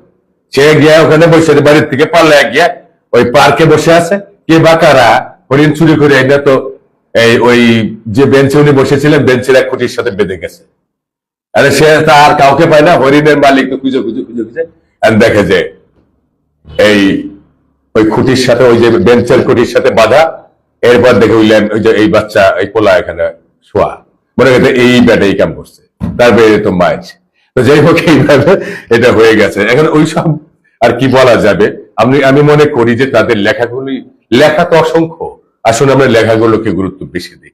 লেখা বলতে গিয়ে যদি তার প্রাসঙ্গিক এটা আসে তাহলে বলা তো যাবেই। আমি এটা একেবারে পুরা স্বাধীনতা কেড়ে নিতে চাই না, কিন্তু ওই যে একেবারে যেটা একেবারে বিচ্ছিন্ন হয়ে যায় ব্যাপারটা, সেটার কথা বলছি। যাই হোক, এখন কি রোকেয়া রকু। আচ্ছা, প্রিয় দর্শক শ্রোতা, এখন আলোচনা চলবো। প্রধান আলোচক অ্যাডভোকেট আল রুহি, কবি ও নজরুল গবেষক। আমরা তার আলোচনা শুনবার অপেক্ষায় আছি। অ্যাডভোকেট আল রুহি, কবি ও নজরুল গবেষক। ধন্যবাদ আজকের অনুষ্ঠানের সম্মানিত মডারেটর, শ্রদ্ধাভাজন আজকের অনুষ্ঠানের আয়োজক মডারেটর জনাব আমিনুল ইসলাম উজ্জ্বল মণিখন্দকার সাহেব, আজকের অনুষ্ঠানের সম্মানিত সভাপতি, বাংলাদেশের মুক্তিযুদ্ধের একজন বীর মুক্তিযোদ্ধা, রাজনীতিজ্ঞ, সাংস্কৃতিক ব্যক্তিত্ব, সমাজ চিন্তক, আমার অগ্রজ প্রতিম শ্রদ্ধাভাজন জনাব মণিখন্দকার। যারা ইতিপূর্বে আলোচনা করলেন, চমৎকার চমৎকার আলোচনা, অনেক তথ্যবহুল এবং ঝাল মিষ্টি টক, অনেক রসালো স্বাদের আলোচনা শুনলাম। আমি উপভোগ করেছি, আমি সমৃদ্ধ হয়েছি। পূর্বের দুটি অনুষ্ঠানে আমি আসতে পারিনি, আমার একটি পারিবারিক দুঃখজনক ঘটনা ঘটেছে। আপনারা হয়তো কেউ কেউ শুনে থাকবেন। গত 1 ডিসেম্বর আমার মা ইন্তেকাল করেছেন। শারীরিক মানসিকভাবে আমি বিপর্যস্ত ছিলাম। তো যাই হোক, উজ্জ্বল ভাই বলেছেন যে ঘরে বসে থাকলে আরো বেশি মন খারাপ থাকবে, আপনি নিজেকে ব্যস্ত রাখুন নানা কাজের মধ্যে। তার সেই পরামর্শ আজকের এই অনুষ্ঠানে আসা, না হলে হয়তো আরো কয়েকদিন পরে আসতাম। ধন্যবাদ উজ্জ্বল ভাই সহ আলোচিত জন যারা রয়েছে। আল মাহমুদকে নিয়ে আজকের আলোচনা। আল মাহমুদ বাংলা সাহিত্যের এক শক্তিমান কবি, শক্তিমান সাহিত্য স্রষ্টা, শক্তিমান সাহিত্য সেবক। এই যে আমাদের একটা শিল্প আড্ডা হচ্ছে তো, সেমিনার। তার উল্লেখযোগ্য কাব্যগ্রন্থগুলোর মধ্যে রয়েছে লোক লোকান্তর, সোনালী কাবিন, আরো বেশ কটি কাব্য। তিনি উপন্যাস লিখেছেন পুরুষ সুন্দর। আলী রাজা একটি উপন্যাসের কথা বলেছেন, সেটি খুব স্বল্প দৈর্ঘ্য এবং বলা যায় তার উপরে অনেক বেশি লেখা যায়। যেহেতু আলোচনা আগামী পর্বেও হবে, আমি নাতির বেশি দীর্ঘ করব না আমার আলোচনা। আমি শুধু সংক্ষেপে বলবো, পৃথিবীর বড় বড় মহৎ সাহিত্য স্রষ্টারাই কিন্তু রাজনীতি সচেতন, রাজনীতি করতেন প্রত্যক্ষ পরোক্ষভাবে, এবং তার দেশের গণবিপ্লব, সমাজ বিপ্লব বা যে কোনো বিপ্লবের সঙ্গে লেখকরা ছিলেন অগ্রগামী, নেতৃত্ব দিয়েছেন। প্রীতিলতার কথা একজন বললেন। প্রীতিলতা আমাদের সেই চট্টগ্রামের অস্ত্রাগার লুণ্ঠনের সেই সূর্য সেন মাস্টারদার অন্যতম সহযোগী ছিলেন। মাস্টারদাকে যখন ধরা হয়, তিনি যখন দেয়াল টপকে নিজেকে গা ঢাকা দিচ্ছিলেন, প্রাসঙ্গিকভাবে কথাগুলো আসে, যেহেতু এই বিপ্লবীদের নিয়েও আমাদের বাংলা সাহিত্যে অনেক মূল্যবান কবিতা, অনেক বিপ্লবী কবিতা লেখা হয়েছে। কাজী নজরুল ইসলাম লিখেছেন এদেরকে নিয়ে, আরো অনেক লেখক লিখেছেন। তিনি পালাচ্ছিলেন, প্রাসঙ্গিকভাবে কথাগুলো আসে। তখন একজন জমিদার সামন্ত প্রভু সামান্য 10,000 টাকার লোভে এই মহৎ বিপ্লবীকে ধরিয়ে দেন। যুগে যুগে এই সামন্ত শ্রেণী, এই বুর্জুয়া শ্রেণী, এই পশ্চাৎপদ চিন্তার অধিকারী মানুষগুলো সমাজের অগ্রযাত্রাকে ব্যাহত করেছে। আধুনিকতাকে তারা অস্বীকার করেছে, তারা অস্বীকার করেছে মানুষের প্রগতির ধারাকে। আর যুগে যুগে সেই প্রগতির ধারাকে এগিয়ে নিয়েছেন কবি, সাহিত্যিক, শিল্পী, বুদ্ধিজীবীরা। সেই ধারায় যদি আমি লক্ষ্য করি, আপনি যদি গণচিনির দিকে তাকান, দেখবেন কমরেড মাও সেতুং বিপ্লবী কবিতা লিখেছেন। আপনি যদি সেই 17 সালের রুশ বিপ্লবের দিকে তাকান, দেখবেন গোর্কি তার উপন্যাস দিয়ে কিভাবে সমাজের শ্রেণী বৈষম্য দূর করার জন্য, সমাজের সেই প্রান্তিক জনগোষ্ঠীকে একত্রিত করবার, তাদেরকে দিয়ে একটি শানিত উচ্চারণ তৈরি করার জন্য, যে না আমাদের মুক্তি চাই, সে কথাগুলো বলবার চেষ্টা করেছেন ম্যাক্সিম গোর্কির মা। তো কবিরা যুগে যুগে সেই অগ্রসরমান সমাজের নির্মাতা, অগ্রসরমান সমাজের প্রগতিমান সমাজের প্রগতির ধারার যে সমাজ, সেই সমাজকে তারা আরো এগিয়ে নিয়ে যান। মধ্যযুগে যখন রঙ্গলাল লিখলেন স্বাধীনতাহীনতায় কে বাঁচিতে চায়, কে বাঁচিতে চায়, দাসত্ব শৃঙ্খল কে পড়িতে চায়, হায় কে পড়িবে পায়। আরো এক দাবি এগিয়ে গিয়ে নজরুল ইসলাম যখন স্বাধীনতার পূর্ণ দাবি করে তিনি সম্পাদকীয় লিখলেন ধূমকেতুতে, স্বরাজ টরাজ বুঝি না। ও কথাটার মানে এক একজন মহারথী এক এক রকম করে থাকেন। আমরা চাই ভারতের এক পুরো পরমাণু অংশ জায়গাও ওই বিদেশিদের অধীনে থাকবে না। 7 সমুদ্র 13 নদীর ওপার থেকে আসা ওই ইস্ট ইন্ডিয়া কোম্পানির কথা না বলে বলছেন যে তাদের এই মুরলীপনা আমরা আর মানব না। আর কোথায় যায়? এটি হলো একটি দিক, যে তারই সম্পাদকীয়তে তিনি প্রথম পূর্ণাঙ্গ স্বাধীনতার দাবি করেন।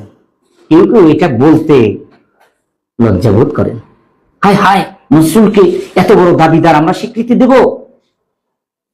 ধিক তাদের, শত ধিক্কার। তিনি শুধু এই সম্পাদকীয় লিখেননি, তিনি প্রবন্ধ লিখেছেন জেনারেল ডায়ারকে নিয়ে, ডায়ারের স্মৃতিস্তম্ভ। কেন বলেছেন? ডায়ারের স্মৃতিস্তম্ভ আরো উঁচু করে তিনি নির্মাণ করতে বলেছেন, যেন অনেক দূর থেকে দেখা যায়। এটা কিন্তু শ্রদ্ধার জন্য নয়, যাতে দূর থেকে দেখেই ভারতবাসী ঘৃণা করতে পারে জালিয়ানওয়ালাবাগ হত্যাকাণ্ড ঘটিয়েছে জেনারেল ডায়ারের নির্দেশে, যাতে ওকে আরো বেশি ঘৃণা করতে পারে। এই জন্য অস্মৃতি স্তম্ভ, ওর ভাস্কর্য আরো অনেক উঁচু করে নির্মাণ করা হোক, যাতে অন্য রাজ্য থেকেও দেখা যায়। এই যে বিষয়গুলো, অগ্রসরমান মানুষগুলোই হচ্ছে সমাজের নেতৃত্ব দিয়েছেন। আর কবি সাহিত্যিক আল মাহমুদ সশস্ত্র মুক্তিযোদ্ধা, এতে সন্দেহের কোনো অবকাশ নেই। তিনি শেষ জীবনে কি বিশ্বাস করলেন, কি করলেন না, সেটি নিয়ে আমরা আলোচনায় বসিনি। আমরা আলোচনায় বসেছি সৃজনশীল স্রষ্টা, কবিতার স্রষ্টা, উপন্যাসের স্রষ্টা, ছড়ার স্রষ্টা আল মাহমুদকে নিয়ে। তবে হ্যাঁ, ব্যক্তিগতভাবে একজন মানুষ প্রাসঙ্গিকভাবে আসতেই পারেন, আমরা আরেকজনের কথাও বলতে পারি। তিনিও একটি অন্যরকম সমাজ বিপ্লবের কথা ভেবেছেন কবিতায় মধ্য দিয়ে। তিনি হচ্ছেন আমাদের আরেক প্রিয় কবি ফররুখ আহমদ। তাকে কেউ কেউ ইসলামী রেনেসার কবি বলে তাকে পাশ কাটিয়ে তার সৃষ্টিকর্মকে অবমূল্যায়ন করবার একটা প্রয়াস পায়। হ্যাঁ, তিনি একটা মতাদর্শে বিশ্বাসী হতেই পারেন। আমরা যখন একজন কবিকে মূল্যায়ন করব, তার কবিতার শিল্পমান দিয়ে মূল্যায়ন করব, তিনি কি দর্শনে বিশ্বাস করলেন সেটি বাটনট বিচার্য বিষয়, সেটি তার একান্তই ব্যক্তিগত চাওয়া। তার সৃষ্টি সম্ভার সেই নিয়ে আমরা আলোচনা করব। তারপরেও মানুষ তো, আমরা ব্যক্তি মানুষ, তার দর্শনের বাইরে নয়, তার সৃষ্টির বাইরে নয়। সেই আল মাহমুদ কি করলেন? ভাষা আন্দোলন নিয়ে কবিতা লিখলেন। 50 দশকের 2 শ্রেষ্ঠ কবি শামসুর রহমান এবং আল মাহমুদ।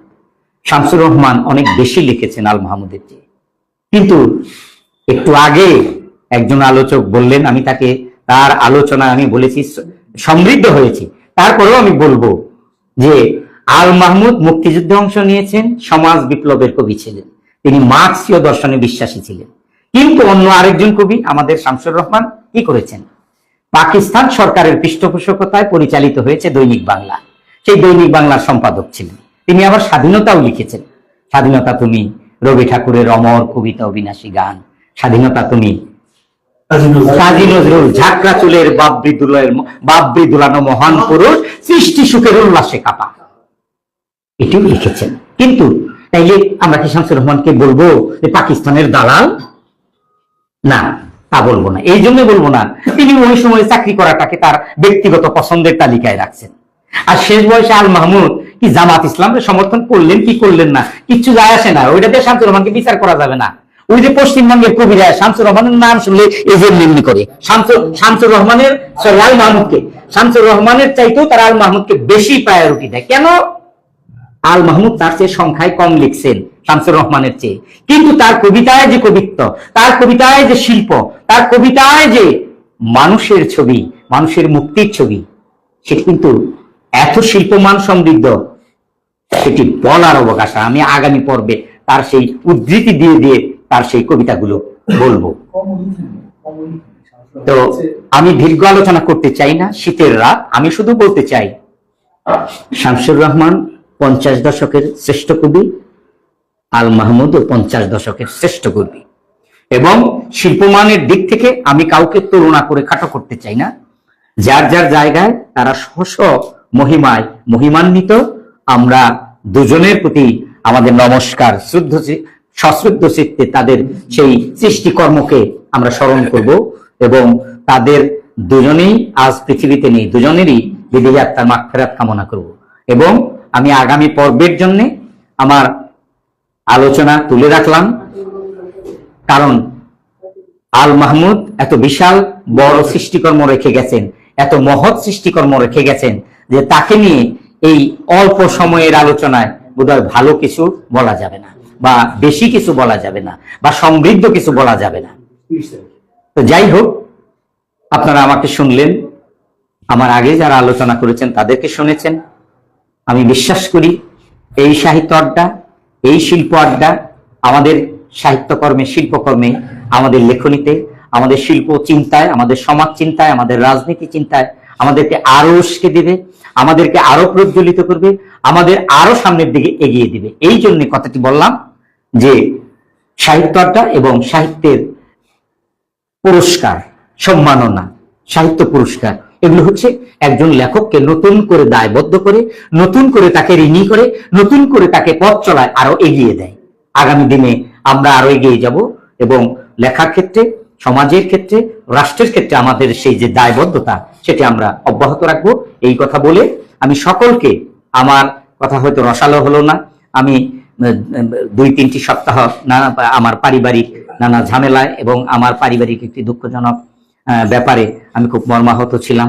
আমি পড়াশোনাও করতে পারিনি, ভালো আলোচনা আপনাদেরকে দিতে পারিনি। যাই হোক, তারপরেও আমার আগে যারা আলোচনা করেছেন, আমার অনুস্প্রতিম 3 জন, তাদেরকে আমি ধন্যবাদ জানাই, কৃতজ্ঞতা জানাই। তাদের কথায় আমি প্রীত হয়েছি এবং সমৃদ্ধ হয়েছি। এই আলোচনার ধারা অব্যাহত থাকবে এবং এই সাহিত্য আড্ডা অব্যাহত থাকবে, এই কথা বলে শীতের রাত সকলকে ধন্যবাদ জানিয়ে, কৃতজ্ঞতা জানিয়ে আমার কথা শেষ করছি। ধন্যবাদ সকলকে। প্রিয় দর্শক শ্রোতা, আমরা এতক্ষণ আমাদের প্রধান আলোচক অ্যাডভোকেট আল রুহি সাহেবের কথা শুনছিলাম। অনেক চমৎকার আলোচনা করলেন। আর এই আজকের এই অনুষ্ঠানের মধ্য দিয়ে আমাদের প্রিয় সহকর্মী জনাব অ্যাডভোকেট আল রুহি যে মমতাময়ী মা যে পরলোক গমন করেছেন, আমাদের রেখে চলে গেছেন, আমরা তার রুহের মাগফিরাত কামনা করছি এবং আমাদের সেই মাকে যেন আল্লাহ পাক বেহেশতে সর্বোচ্চ মাকাম দান করেন, আমিন। দর্শক শ্রোতা, এখন আমরা একেবারে শেষে চলে এসেছি। শেষ হবে আজকের এই অনুষ্ঠান, আমাদের এই অনুষ্ঠান মালা। আমাদের এই অনুষ্ঠানের সম্মানিত সভাপতির সমাপনী বক্তব্যের মধ্য দিয়ে সভাপতি হিসেবে আজকে ছিলেন বীর মুক্তিযোদ্ধা, সাবেক অতিরিক্ত সচিব ও সাংস্কৃতিক ব্যক্তিত্ব মণি খন্দকার, জনাব মণি খন্দকার।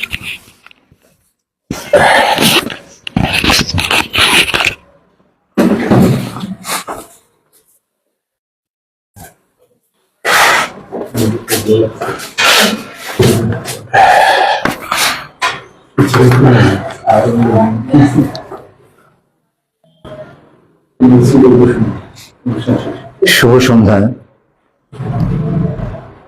আমাদের আজকে এই প্রথম এখানে আসা শিল্প আড্ডায়, যদিও এই আড্ডার যিনি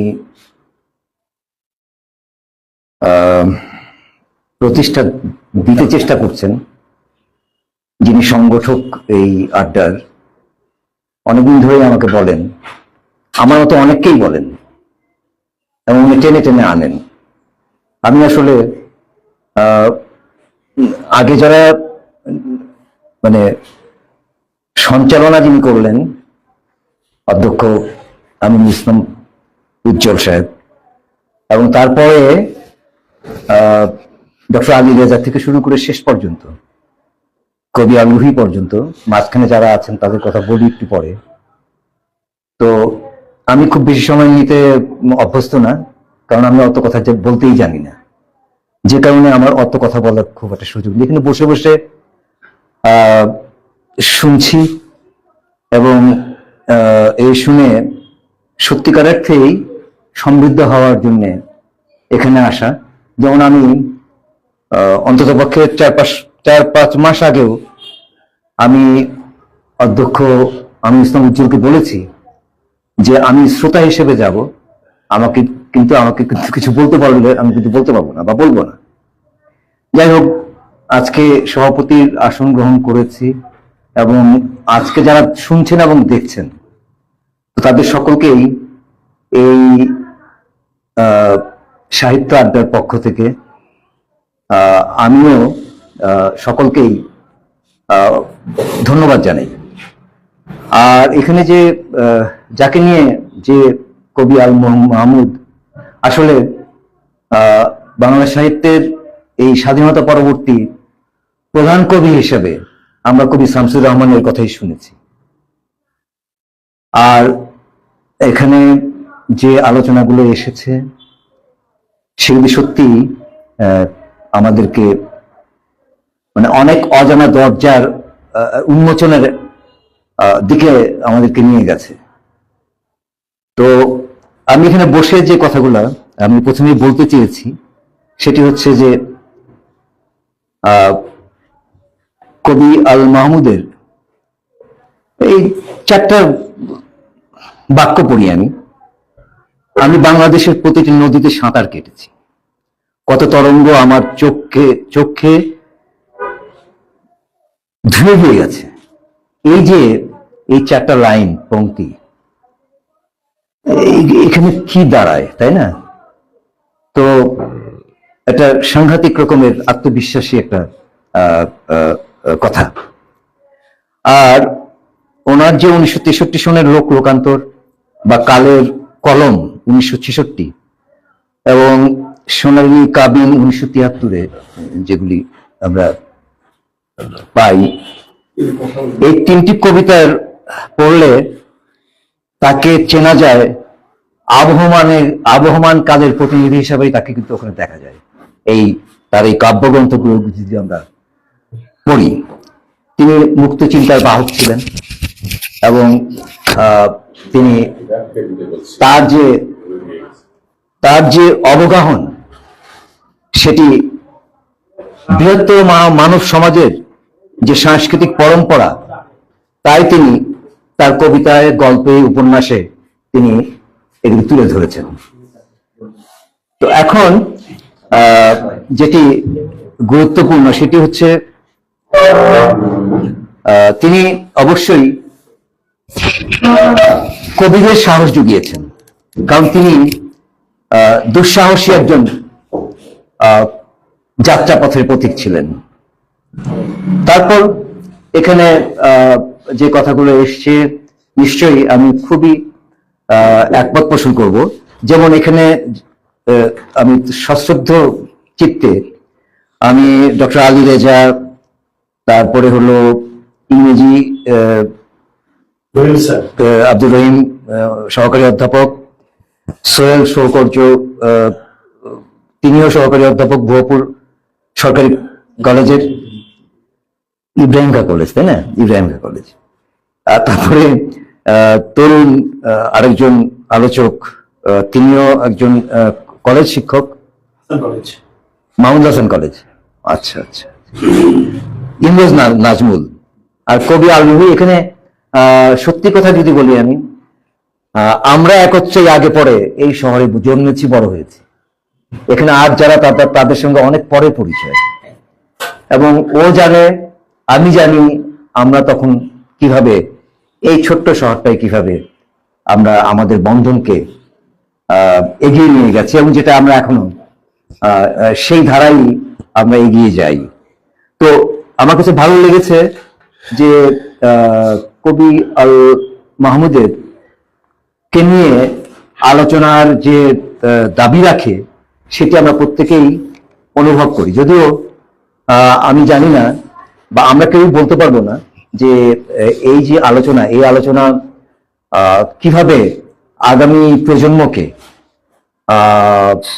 কিছু পাথেয় দেওয়ার ক্ষেত্রে এই অনুষ্ঠান, এই আড্ডা, কারণ আপনারা জানেন যে আড্ডা এমন একটা শব্দ, ছোট্ট একটা শব্দ, কিন্তু পৃথিবীর যত কিছু তত সাহিত্য, সংস্কৃতি, সঙ্গীতের ধারা, উপধারা, সকল কিছুই, রাজনীতি তো যেটি মুখ থুবড়ে পড়ে গেছে, সেই রাজনীতি হলো রাষ্ট্রের যে বিপ্লব, রাষ্ট্রের যে প্রতিষ্ঠা, তার পিছনে কাজ করে হলো রাজনীতি। এবং এই রাজনৈতিক দর্শনই একটা রাষ্ট্রের বিপ্লব ঘটায়, একটি সমাজ পরিবর্তন করে। তো সেখানে রঙ্গলাল সেন অথবা কবি নজরুল, আমরা রবীন্দ্রনাথকে অবশ্য ওইভাবে আমরা বলি না, কিন্তু তাকে যদি তাকেও আমরা আমাদের স্বদেশ প্রেমে, আমাদের দেশাত্মবোধে, আমাদের যে কোনো জায়গায় রবীন্দ্রনাথকেও আমরা সেভাবেই পাই।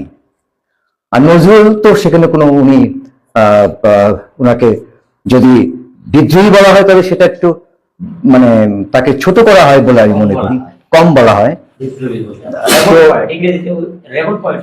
তো এখন কবি আল মাহমুদের প্রসঙ্গে ছিলাম। আমি আজকে যে আপনারা এতক্ষণ আমার কথা শুনলেন, এই জন্য আমি প্রথমত প্রিন্সিপাল আমিন উজ্জ্বলকে ধন্যবাদ দেবো যে এরকম একটা জায়গায় আমি মিস করেছি। আর আমি এখানে থাকিও না খুব একটা বেশি টাঙ্গাইলে। তারপরে এবার এলে চিন্তা করবো যে মঙ্গলবারটা কবে পরে অন্তত এসে যেন একটু যদি থাকি যেন উপস্থিত থাকতে পারি। আর শীতেরই অনেক রাত হয়েছে, রাত 10টা প্রায়। সকলকে মানে এটা হলো এরকম যে যারা শুনছেন তাদেরকে আগামী দিনে আরো শুনবার জন্য স্বনির্বন্ধ একটা নিবেদন রেখে আজকের সভার সমাপ্তি এখানেই টানছি। খোদা হাফেজ।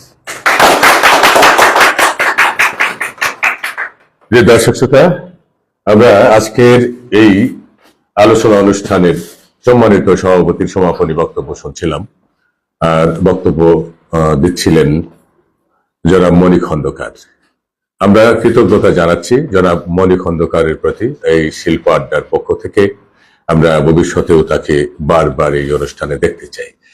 প্রিয় দর্শক শ্রোতা, এই যে এই শিল্প ঝগড়া বা কাব্যিক যে মাতামাতি, কাব্যিক যে লড়াই, আলোচনার মধ্যে যে তর্ক, এটাই হলো আমাদের টক মিষ্টি ঝাল। আমাদের রোকেয়া রুকু ম্যাডাম যেটা বললেন, এটা আমাদের অর্জন, এটা খুবই ভালো লাগলো, এটা হওয়া উচিত। আছে কিন্তু যেমন ওয়ার অফ বুকস কিন্তু আছে, বইদের যুদ্ধ। আবার হসপিটাল অফ বুকস, বইদের হাসপাতালও আছে। তাই এরকম বইদের যদি মারামারি থাকে তাহলে লেখকদের মারামারি থাকা দরকার কথা, তেমনি বক্তাদেরও মারামারি অর্থাৎ যৌক্তিক মারামারি থাকাটা অস্বাভাবিক কিছু নয়। এখন এই যে এই একটা কথা আমি ইংরেজি সাহিত্যের একজন ক্ষুদ্র ছাত্র হিসেবে আমি বলতে চাই, সেটা হলো যে আমাদের বাংলা সাহিত্যে যারা লিখেছেন, আমি যতদূর জানি, আমার ভুলও হতে পারে, খুব ভয়ে ভয়ে এরা লেখেন। বাংলা সাহিত্যে যারা লেখেন, লেখালেখি করেন, তারা ভয়ে ভয়ে লেখেন আমাদের যে এই সামাজিক, রাজনৈতিক, বিভিন্ন আর্থসামাজিক বা সাংস্কৃতিক বাধার কারণে তাদের কথাগুলো তারা ঠিক মতো বলেন না। বলতে পারেন না নয়, পারার যোগ্যতা আছে, কিন্তু তারা বলেন না। কিন্তু দেখা যায় যে বিশ্ব সাহিত্যে, বিশেষ করে এই যে আরবি সাহিত্যেই নারীর অঙ্গ প্রত্যঙ্গের যে নারীর সৌন্দর্যের বর্ণনা সবচেয়ে বেশি দেওয়া হয়েছে আরবি সাহিত্যে, মানে সে তার কোনো তুলনা হয় না। আরবি আমাদের বেহেশতের ভাষা। এটা আচ্ছা, এখন এই যে বাংলা ভাষায় অতটা নয়, যেমন আমি ইংরেজি সাহিত্যের কথা বলি, যথেষ্ট নয়, আছেই তো, আমি তো বলি না যে নাই, যথেষ্ট নয়, যতটা অতটা নয় যতটা অন্য সাহিত্যে বলা হয়েছে। যেমন এই যে ইংরেজি সাহিত্যে একেবারে দেহের প্রত্যেকটা কুয়া কুয়া, রোয়া রোয়া একেবারে ভাজে বাজে বলা হয়েছে, এগুলো পড়াই যায় না। একটা উদাহরণ দিই, যেমন টু হিজ কয় মিস্ট্রেস, এটা অ্যান্ড্রু মার্বেলের লেখা। অ্যান্ড্রু মার্বেল, এটা হলো মেটাফিজিক্যাল পয়েন্ট। টু হিজ কয় মিস্ট্রেস, কয় লজ্জাবতী, টু হিজ কয় মিস্ট্রেস, লজ্জাবতী বধূর প্রতি। বাংলা করলে এরকম হয়, আর অন্য হতে পারে। এই যে নারী দেহের যে বর্ণনা পড়ানো সম্ভব না। আমি অনার্সের ছাত্রদেরকে পড়িয়েছি, আমি বিব্রত বোধ করেছি অন্তত দুটো জায়গায়। একটা হলে এই টু হিজ কয় মিস্ট্রেস, এই কবিতা পড়াতে গিয়ে, এটা যেমন ছাত্র এবং ছাত্রী এরা অনেকেই ক্লাসে ছিল, থাকতো, আর সেখানে দেখা যেত বিশেষ করে দুষ্ট ছাত্ররা বলতো, স্যার এই জায়গাটা একটু বাংলা বলা যায় না, কারণ এটা বাংলা বললে তারা আরো এনজয় করবে। ওটা বাংলা বলা সম্ভব নয়।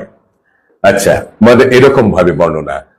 আবার তেমনি ভয়াবহ যে থিস্টেস নামে একটা ক্লোসিড ড্রামা আছে, আপনারা জানেন, ইউরিপিডিসের লেখা সম্ভবত। এই যে গ্রিক গ্রিক লেখক থিস্টেস, দেখা যায় যে বড় ভাইকে তাড়িয়ে দেওয়া হয় ইয়ে থেকে। আমি খুব দ্রুত কয়েকটা বাক্য বলে দেব যে বড় ভাইকে ইয়ে থেকে রাজ দরবার থেকে তাড়িয়ে দেওয়া হয়, ছোট ভাই সেই রাজত্ব দখল করে, তাদের বড় ভাইয়ের 3 ছেলে থাকে, ছেলেদের সহ। একটা পর্যায়ে নির্মমতা আরো বাড়ানোর জন্য ছোট ভাই বড় ভাইকে খুঁজে বের করে, তাকে তাড়িয়ে দেয়, খুঁজে খুঁজে তারপরে তাকে খুঁজে বের করে তারপরে নিয়ে আসছে, কয় ভাই তোমাকে তোমার রাজ্য ফেরত দিতে চাই, আসো, তার আগে তোমাকে করি, ভোজে অংশগ্রহণ করাই, তোমাকে একটু ভালো মন্দ খাওয়াতে চাই। ঠিক আছে, বড় ভাই সে বাবার মতো, সে মনে করে ছোট ভাই নিশ্চয়ই আমাকে আদর আপ্যায়নের মধ্য দিয়ে আমার রাজ্য আমাকে ফেরত দিবে, সে ধরনের কথাই চলছিল। বলো যে আচ্ছা, এই যে আমাকে যে তুমি যে খাওয়াচ্ছে করছো, আমার ছেলে 3টা, তাকে 3টা ছেলেকে বন্দি করে রেখেছিল। বললো যে, উনি বললেন যে আমার ছেলে 3টা কোথায়, ওদেরকে একটু আনো, আমি তো অনেকদিন হলো আমার ছেলেদেরকে দেখি না। এই যে এখানে এসে আমাকে থেমে যেতে হয়, হয়তো অন্য শিক্ষকরা তাই থামে। এমন ভয়াবহ বিষয় যে এটা নেওয়া যায় না। এই জন্য এটা ক্লোসিড ড্রামা বলবো অবশ্যই, যে all the dramas are not to be staged. Some dramas are only for private reading. সব ড্রামা মঞ্চস্থ করার জন্য নয়, কিছু ড্রামা শুধু ব্যক্তিগতভাবে পড়ার জন্য। ক্লোসিড হলো কুঠুরি, ছোট্ট কক্ষ।